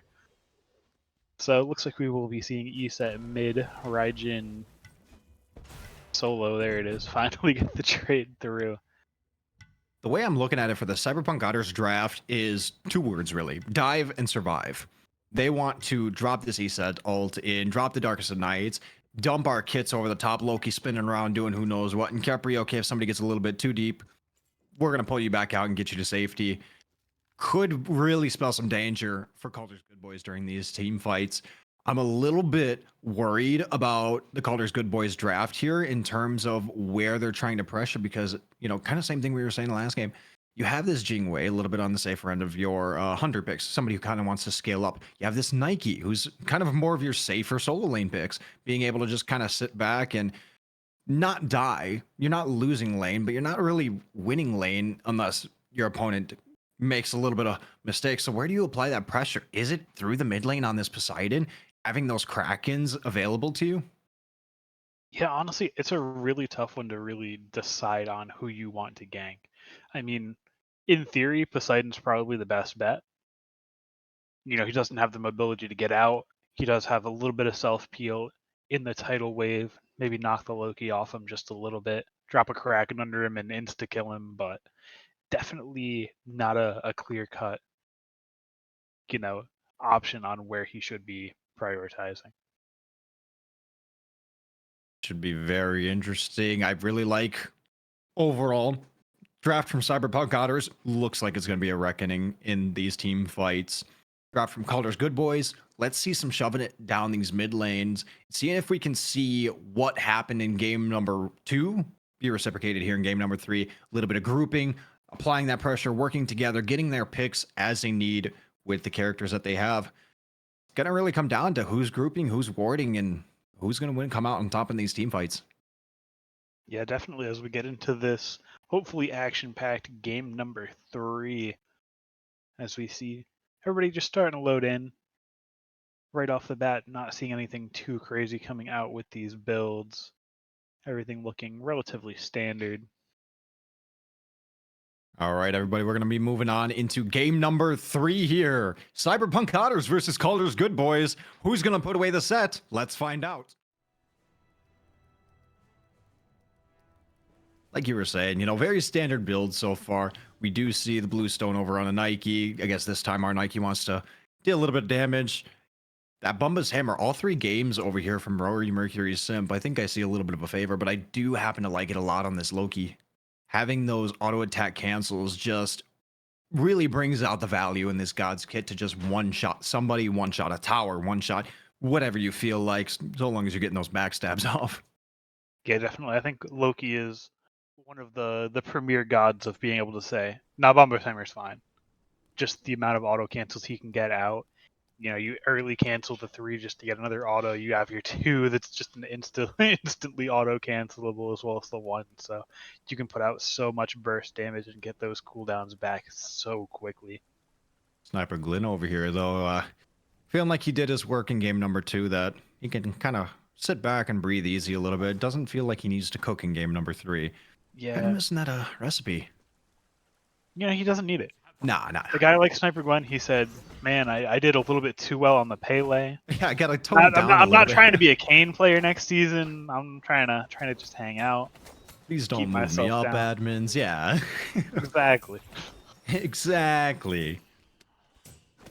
A lot of standard starts over here. Pretty even clear from both of these dual lanes as they're moving over to the purple buffs. Yeah, nothing too crazy. Khepri taking a ton of damage. Just both of these dual lanes lacking in the clear department. Absolutely.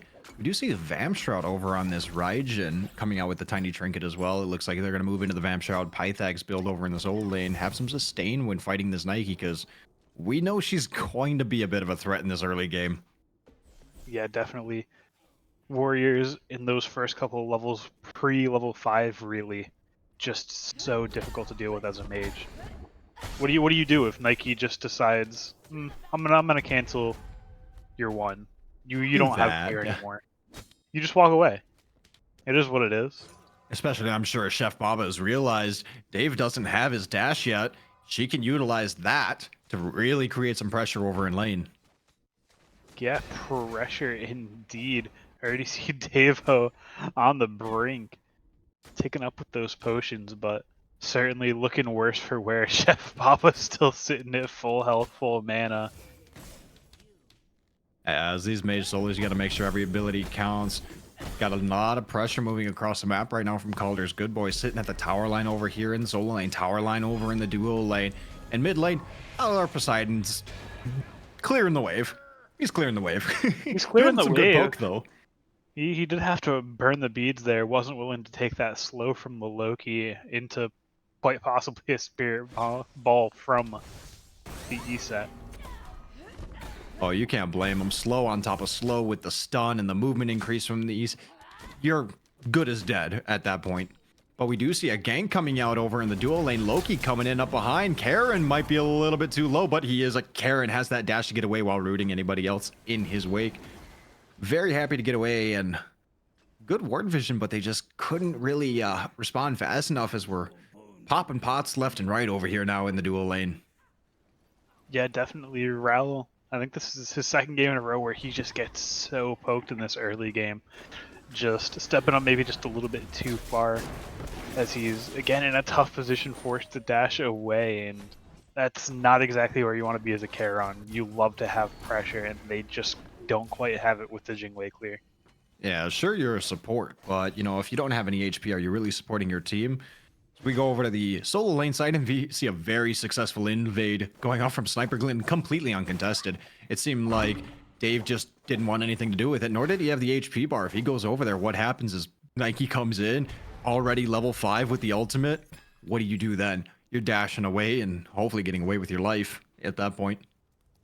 Yeah, definitely good awareness from Sniper Glenn to say, oh, blue buff spawning, you're already beating this Raijin up.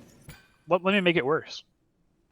Mage solo without his blue buff, definitely gonna see a little bit of an issue in the mana sustain department on that end, given his build, even so. As we see a nice contest for the shield buff, Capri a little bit low on HP and very low on mana, eating these auto attacks from the Jingwei, but nobody notices the Loki coming in from behind. We've got a low health Karen as well, both ADCs dashing in, and there comes Loki out, followed up with a shell. Very good by the Karen to just peel for his team, and they end up getting first blood instead as the Jingwei just finishes off the Kepri. Again, no mana, no HP, just a little bit too far forward.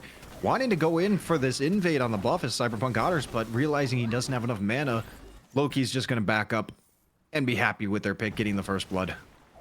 Yeah, great gank coming out from that. Loki just has the patience, says, "That's fine. I'll wait. I'll wait." Oh, you guys are finally coming in. The the Charon's just a little too juicy looking, and they go ahead and grab that first kill. Unfortunately, not answered back by Sniper Glenn. Just didn't have the mana to continue going for it. Where are you going over here? Dave, you're going back to the gray screen, sent back to Fountain. Chef Baba just showing us what these warriors can do in the early game before any mages get items online. This is what we expect to see over in this solo lane. Just applying pressure to the mage solo early, really shoving it down their throat, preventing them from getting blue buffs, and just preventing them from playing the game. Getting a lead off of here that you can rotate early.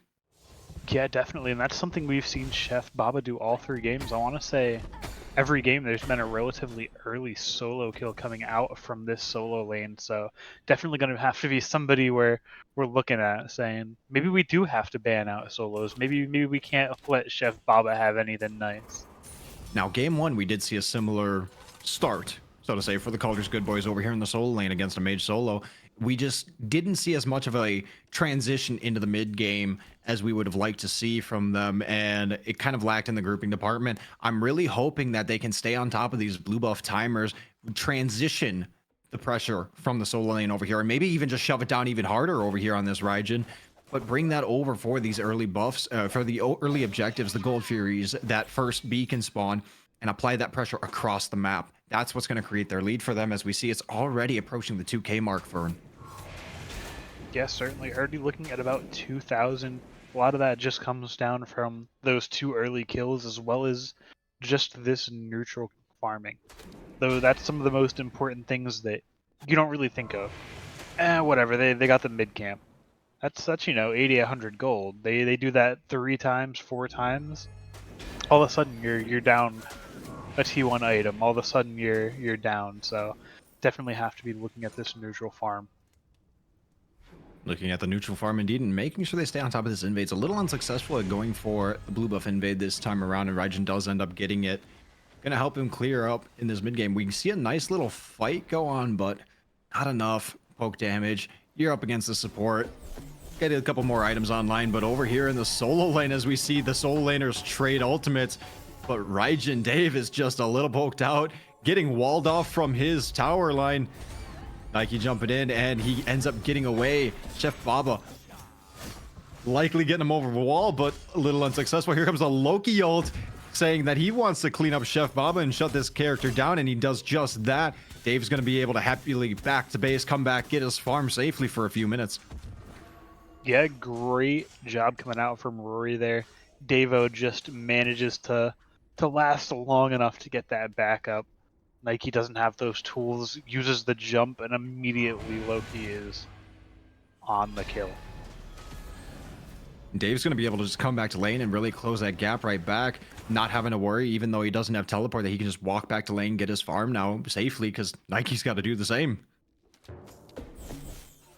Yeah, definitely. Raijin now starting into that physical defense.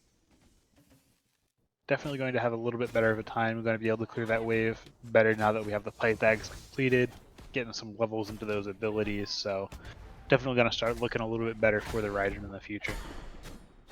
See the Karen's coin come out again for this Poseidon. Maybe it's tech. You know, maybe there's something we're not seeing. And Raijin just dashing on top of the Nike, says, cancel that, Ren. You're not getting that on me. Very aggressive and interesting decision. Yeah, definitely. Looking just for a little bit of something. Getting just a little bit of damage off. Not taking too much now from the Nike, though. Probably feeling pretty thankful. So we see Sniper Glenn looking over towards that blue buff yet again. He is thirsty for it, but might be taking a detour into this mid lane. Got a fight going off, and Darkest of Nights gets popped by the Xbalanque. Loki ends up eating a Kraken and trades his life. And now Ratatasker wanting more. Ratatasker getting more, ends up getting rid of this E-set over here in the mid lane. 2 kills going the way of Kaldr's good boy. Very good recognition from the team, and these global ults, I tell you, being able to show up to the fight whenever.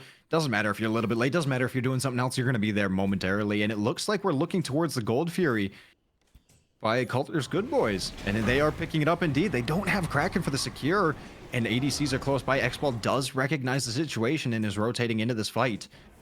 Yeah, he's just handling the Scorpion. He just get the shield buff. All right. That's fair. A lot of damage coming out. They might not have the health bars to do this. And they don't Karen have the health bars to do it. There's There's one. There's 2. Gold Fury double kill. All right, can we get a Gold Fury stat bar going now? I want Gold Fury. PvE Gold stats Fury this is set. gonna go pretty crazy. PvE stats this set. Well, we got 1 minion kill and 2 Gold Fury kills now. And it looks like that Gold Fury is going to drop in favor of Cyberpunk Otters. Very happy that Kaldr's good boys did as much damage as they did. Yeah, unfortunately, Sniper Glenn looks to go on to Jacob there. And unfortunately, the remainder don't have the damage or the health bars to finish that off. Nike ult comes down, Sentinel of Zeus just out secures the Lightning God. Unable to dash away, but now having that defense online hopefully helps them just close the gap a little bit over on this lane side, as we see the Cyberpunk Otters trying to close the gap as well themselves across the map. Yeah, definitely going to be really tough to deal with this Nike. Looking at a 2-level lead, we've seen that blue be invaded pretty frequently, and that's just really leading to a pretty good advantage for Kaldr's good boys, especially on that right side of the map. Very much. Same thing over in the dual lane side. We see Jingwei already has that Devos fully stacked. That's going to be able to give her a lot of pressure over here. She's going back into the crit as well. Guess she's realizing that this Boomerang build was being able to pop off some damage in that previous game. Yeah, Boomerang build certainly didn't look too bad that last game. Not exactly what I would go for, but certainly worked out for him. And one of those things is you go for that early crit, they go for early pen. What's more useful on a really squishy hunter early in the game? Oh God, what was that? Top 10. That crit hurt around the world of the on her crit impale at level 1 back in Worlds. What was that season 4? A long time ago. God, Loki ult comes through, forces Jingwei into her ultimate. She walks away happily, sitting under her tower. Ratatasker is in the area, ready to respond to this purple buff invade, but he is going to be in a 1v2 fight. Not that X-Ball has a lot of mana, but Not that X-Ball really needs it being a hunter. He's got those auto attacks, able to dish out a lot of damage. Jingwei realizes she's not able to back yet, and we see two other members of Kaldr's Good Boys rotating in. And it looks like Cyberpunk Otter's just going to back away. Okay, we won't go for the invade. We don't know the exact timer. We'll just back off, get our farm, and go back to net neutral as this first beacon ends up spawning. Neither team really taking a posture of priority as the two supports kind of just stare at each other, but it looks like Cyberpunk Otters are getting the advantage of it until they rotate in another member, and ESET does come on in, trying to get some damage off, but ultimately going to be unsuccessful. It looks like Kaldr's Good Boys might just secure this very nicely as we see the Karen ult get sent over to duo lane. Let's hope that sees some use, maybe hits the... there it goes. And it was there to send a message. Yeah. It was a warning shot. I was really hoping X-Ball would just get caught off guard and eat it. But Beacon does go the way of Kaldr's Good Boys.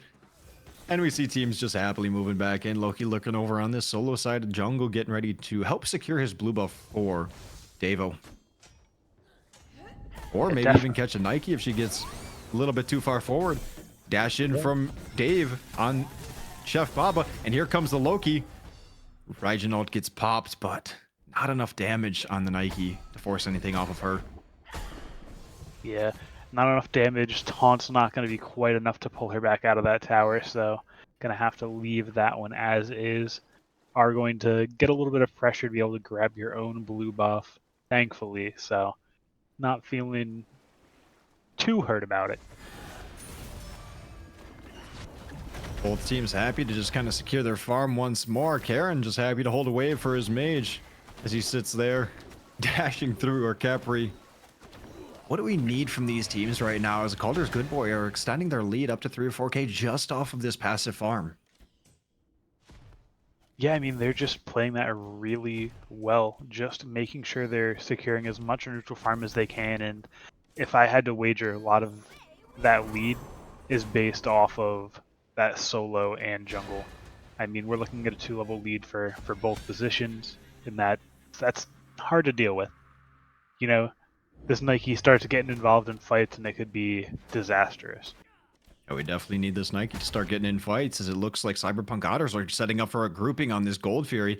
Oni Fury is up, and that's gonna definitely give some pressure for them to rotate into objectives across the map and maybe even just bring the fight to the Nike, which who knows if that's what they want to do. Gold Fury already down to half HP, and Kaldr's Good Boys are on the hunt. Ratatasker goes up in the air, and so does the Cyberpunk Otters. Doesn't matter, they already locked it in. Beautiful X-Ball ult to just blind the members of Kaldr's Good Boys, so they have no clue what is going on. And it looks like we have a Raijin rotation in. And both teams are just going to happily walk away. Cyberpunk Otters just get the Gold Fury for free. There's just not much you can do if you're Kaldr's Good Boys. I mean, they just have an ESET. Who out-secures ESET? Scylla on a good day? Maybe. With a perfectly timed Crush ultimate. Even that's a toss-up. So, I mean, just incredible secure coming out. Really hard to want to contest them too hard. Let's see if the Cyberpunk Otters can utilize these Oni waves in order to close the gap on here. Maybe look towards a Pyromancer. Maybe shove down some of these waves into one of the lanes, but... it looks like dual lane. T-Pity over here is saying, yeah, you know what? I'm going to take your wave, and that ain't going to matter to me. Maybe I'll shut down your tower as well. No, just reset. Regroup over with the team. Oni waves kind of just... that was a nice Gold Fury. That was good gold in the pocket. Yep. Don't always have to get everything out of them, you know? But absolutely. But Loki, speaking of getting everything out, just forces Nike to jump away. Says, you know, if you're going to stand up here, I'm going to let you know that I am here. And I am wanting you. And Kaldr's Good Boys are wanting the Pyromancer as he does that. Yeah. Kraken comes out and knocks that down. Not going to be too much of an issue there. Just going to go ahead, claim themselves up a Pyro Bomb, and just extend that gold lead just a hair. Those Pyro Bombs, we've been seeing them put in a lot of work throughout this set, and honestly for a while now.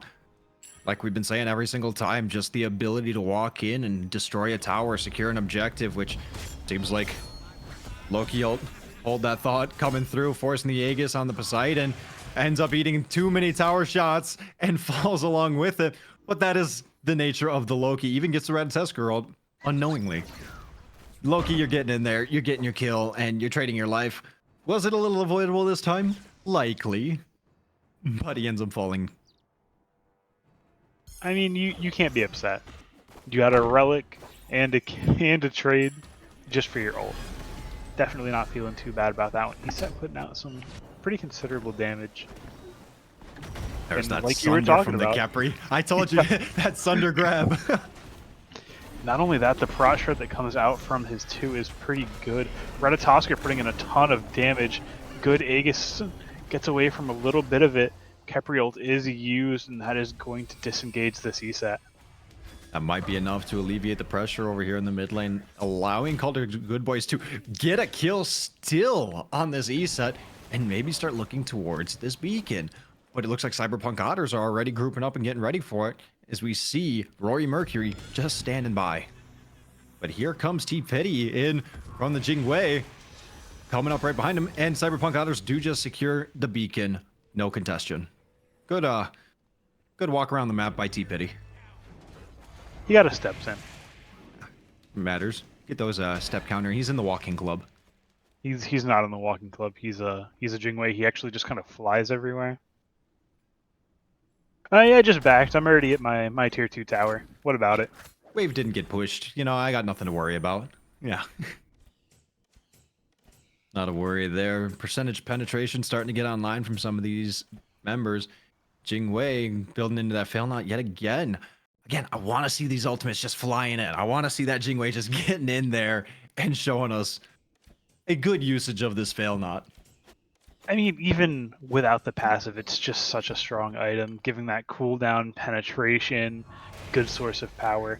There's not much that it doesn't do, as Sniper Glenn picks up the Raijin, not going to have enough tools to escape both him and a Nike. Oh yeah, Nike tanking that tower, diving, she's just going to be able to tank that endlessly.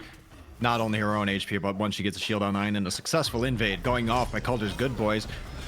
Trading an ultimate for her beads, though, as Ratatosk ends up falling to Rory Mercury on this Loki, just able to deal out way too much damage. Yeah, good darkness comes out, saves him from getting stunned by the Ratatosker, and that is the deciding factor in that fight. A great call from Jacob to say, you need some help. It'll be all right. We'll get this. Good communication across teams with these kind of characters like the X-Ball really allow for the kits to be fully utilized to that extent of, oh, you guys are fighting over there? Well, I'm not really doing anything here, and nor will I need my ultimate for the next few minutes. Or here, let me just, there you go. Now they can't see what you're doing. Have fun in the fight. Hopefully you come out with a win on top. That's what we like to see. Yeah, definitely these teams are communicating well. And that's what we need. Oh. Loki getting in there, putting quite a bit of damage onto this Jingwei. Beads are already forced.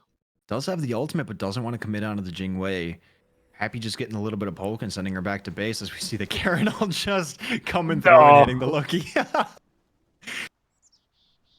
Tower does end up falling over in the dual lane side as Kaldr's Good Boys need to group up because Cyberpunk Otters are heading onto this Gold Fury yet again. Yeah, Gold Fury already pulled. Again, that ESET ult is available, so going to be very hard to steal this away. There it is. It's dropped. Putting some damage in. Bing, bang, boom. Kaldr's Good Boys somehow steal it through the ESET ult. That is unfortunate. I can't believe they got that, especially Rory Mercury Sim finding the Poseidon and getting on top of a Green Dragon over there, preventing him from getting in. Not like he had a whole lot of mana to begin with, but still, like, what stole that away? It must have been something small. It must have been the ESET ult was just barely not enough, and something almost insignificant just comes through. Very unfortunate for the Cyberpunk Otters and great for the Kaldr's Good Boys as they're able to further extend their lead and set up for this next Pyromancer even. 3K though, very close game so far.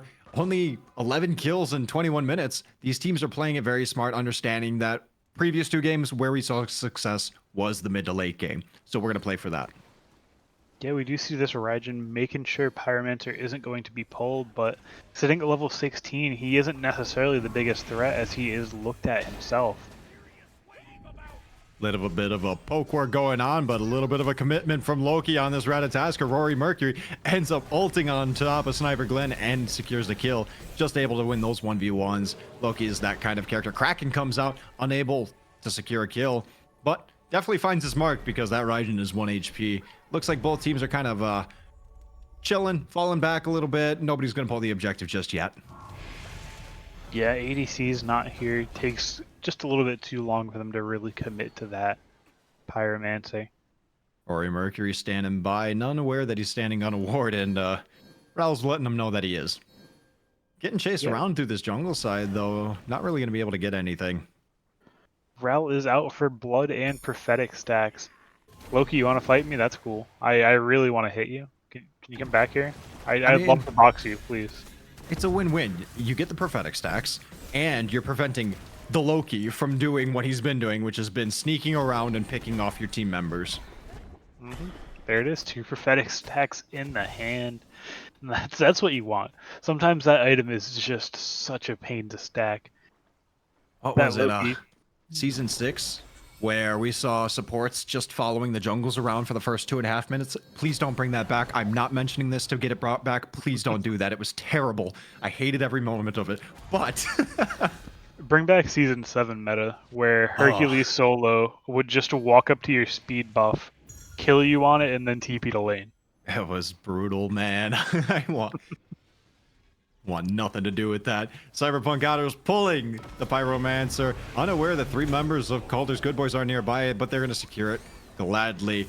Wanting more is the Cyberpunk Otters dashing in, Raijin on this Poseidon, getting a little bit of poke damage off, and teams are just going to kind of group up here in this mid lane. 5v5 showing between these 2 mid-tier 1 towers. This could be an interesting fight coming up for us. Looks like we're going to see a little bit of reset, though. Yeah. Just to disengage.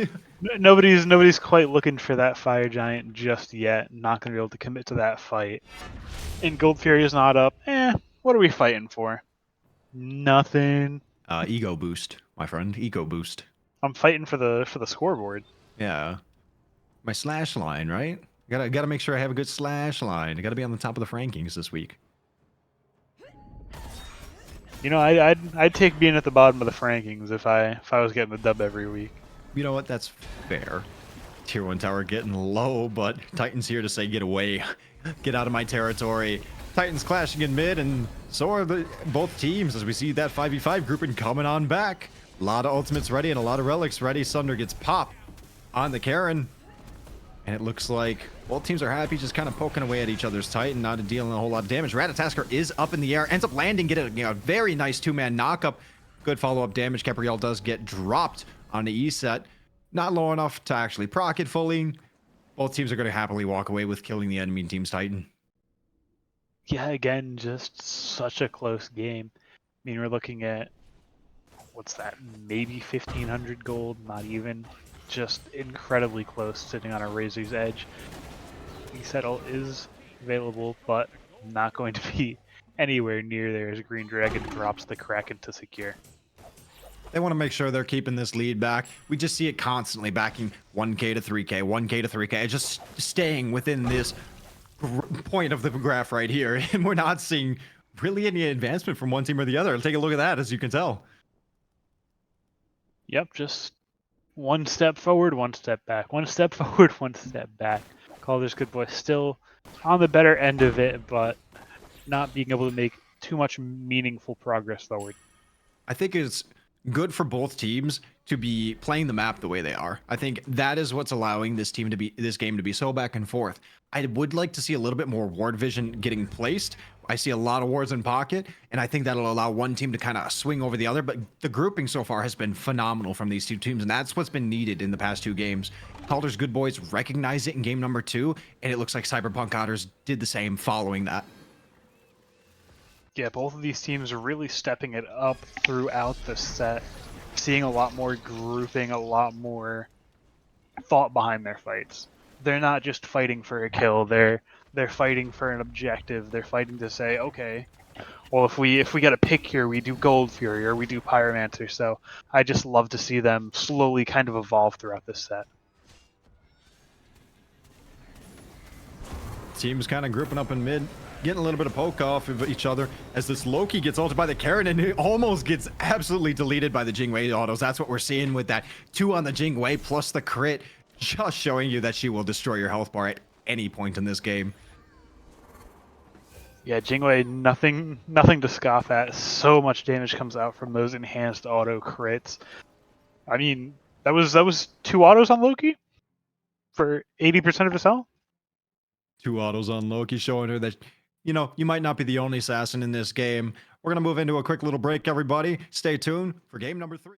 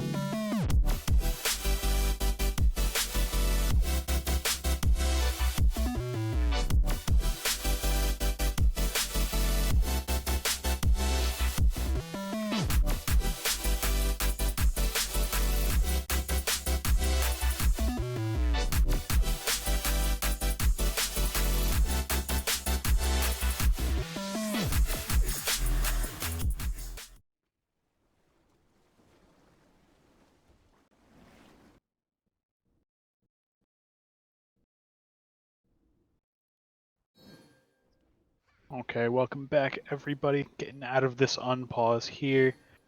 Looking into this Pyromancer. Poseidon getting a little bit of a flank, not going to look for too much. Maybe in a little bit of trouble as himself as Raijin dashes in, looking for some damage. Looks like it's going to be just looking at this Pyromancer. Pretty even fight. Jingwei putting some meaty autos into the Raijin. Charon, though, looking a little bit worse for wear, taking quite a bit of poke here. Pyromancer dropped. Nike getting a little bit aggressive, but this Charon is taking so much poke. Abduct off the mark, and that definitely could have been the start. Great Kraken comes out, hits 3 to almost no health. This should be a great fight for Kaldr's Good Boys. Unfortunately, off the mark, Ratatosker is able to grab the kill. Unfortunately, not able to get the second. Jacob Frostrope picking up another, however. Chivalonke, incredibly low health. Nike should be able to get this kill, not quite able to. Kepri is there, and that is going to be a 2-for-1 with everybody disengaging now. Kaldr's Good Boys falling back and picking up this Pyromancer, but Cyberpunk Otters don't look like they're ready to give it up just yet, as we see Roy Mercury simply lurking nearby, maybe going to come up behind, but ends up getting spotted out by Chef Bob on his Nike. Now he's in a little bit of trouble here, gets caught by the Karen, and ends up falling to Sniper Glenn. A little bit too greedy looking for that. You know, maybe you just kind of let that one go. You got to respect the grind. It's not over till it's over. And at the end of the day, gives his team at least the advantage on the Pyromancer.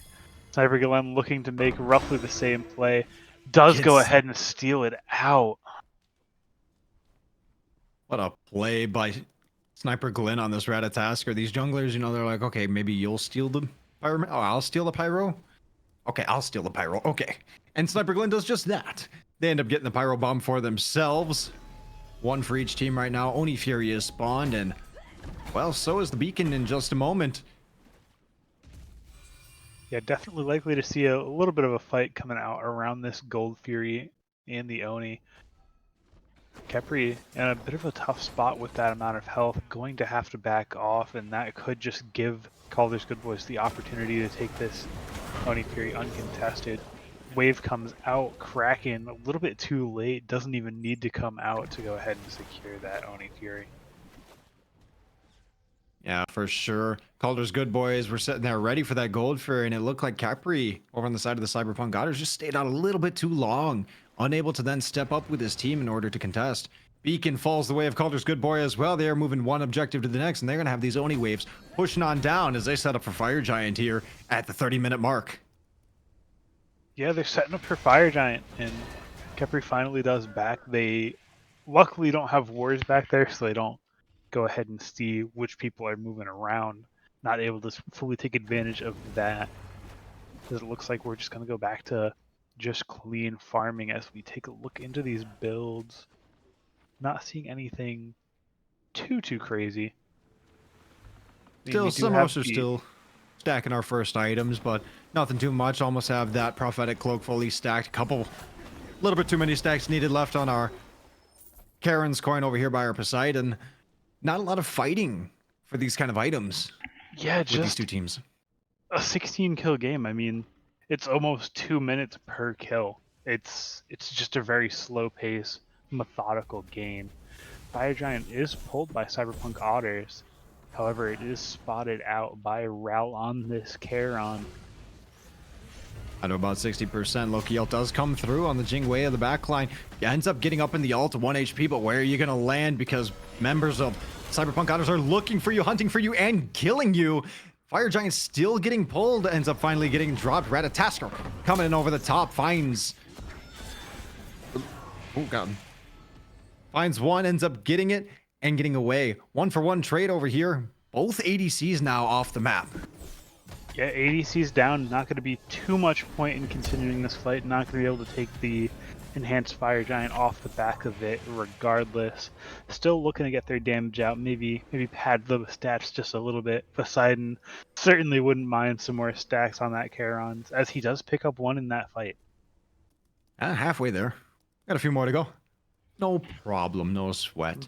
I'm sure we're going to see a lot of stuff picking up around this EFG fight as we see teams returning on over here. Teleports coming through and just absolutely deleted. All 3 acorns, or all 5 acorns, landing on that E set and just sending her right back to Fountain.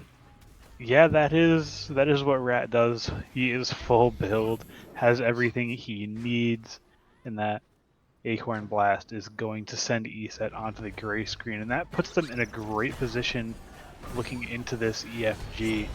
They have their ADC, the other team doesn't have the best secure on the map, with that ESET ult, so realistically, Poseidon is the only one that is able to secure this Fire Giant. Cyberpunk Otters need to take advantage of the fact that the game state is still very close. Utilize this Fire Giant as their 5th man, as its health bar is getting absolutely whittled down by the Kaldr's Good Boys. Down to about 60-50% right now, and still moving down even further. Cyberpunk Otters come rushing in. We see the XP ult coming through. Terran down to about half HP, and both teams are just deciding to DPS the Fire Giant, take the coin flip, and it goes the way of Kaldr's Good Boys along with 2 kills in their favor, and it looks like they are wanting more, chasing down the members of the Cyberpunk Otters. Huge Kraken comes out, but a very nice Kefri ult ends up keeping him alive, 1 HP, and gets the respawn off, but he is surrounded by 3 members, and he will end up falling along with another kill over in the solo lane. All it is ESET alive and versus 5 members of Kaldr's Good Boys, all with enhanced Fire Giant. All with enhanced Fire Giants. We're looking at 30 plus seconds on these respawns. If this ESET does not play this defense well, this could very well spell game for Kaldr's Good Boys. Cyberpunk Otters showed us last game that they can very much defend with 1 person, but this is going to be a little bit difficult as the health bars of the Kaldr's Good Boys are very well off, and they are marching into this Titan room 5 strong with the EFG. ESET ult gets dropped, ESET ult gets popped. Titan's down to half HP. She's doing everything she absolutely can, but it is not enough. Kaldr's Good Boys walk away with this set. Now 2-1. Yeah, great game coming out from Kaldr's Good Boys. They take a little bit of a questionable fight on the FG. Looks like it could go either way. Unfortunately, Loki takes just a little bit too much damage sitting on top of the FG trying to get the steal. He falls, and then it just snowballs from there. They pick up 4, and they end the game spectacularly. I think what we see all the time when it comes down to these objectives getting leashed and stuff like that is too many teams are focused on wanting to go for that steal. And yes, it looks good. Trust me, we'll get you the clips. Don't worry when you do get it. But man, sometimes you just got to take those fights. And EFG is one of those situations where he's spawning the lava pools. He's doing the line attacks. He's got the ring up. You start whittling down those members who are leashing this Fire Giant. They're going to soon realize, like I said, EFG is your 5th man. Utilize that Fire Giant. And I think the Cyberpunk Otters might have had a little bit of a better time there in making sure that that team fight went a little bit better. Yeah, definitely. A little bit of different prioritization. We did see the Raijin coming up with a really good play, getting a lot of damage onto the Poseidon and Jingwei that were burning it. And that's really what I prefer when you're looking for those FG fights. The Fire Giants are already fighting them. If I'm fighting them too, we can just kill them. Even if they manage to secure it, we can just win that team fight. So just not quite able, doesn't have enough gas in the tank, and they do go ahead and fall. Grouping became the name of the game, and both teams doing a phenomenal job, but Kaldr's Good Boys end up closing it out and showing Cyberpunk Otters that they're going to go home, they're going to lay down, fall asleep tonight. Happy that they're walking away with this victory under their belts. Moving in and closing out our opening of week number 2. I'm Zach Vexel, helping me out, ruler of man on the desk. And Ginkgo was helping us out on the spectator. Guys, thank you very much for coming out here. Frank's retirement home. We'll see you next time.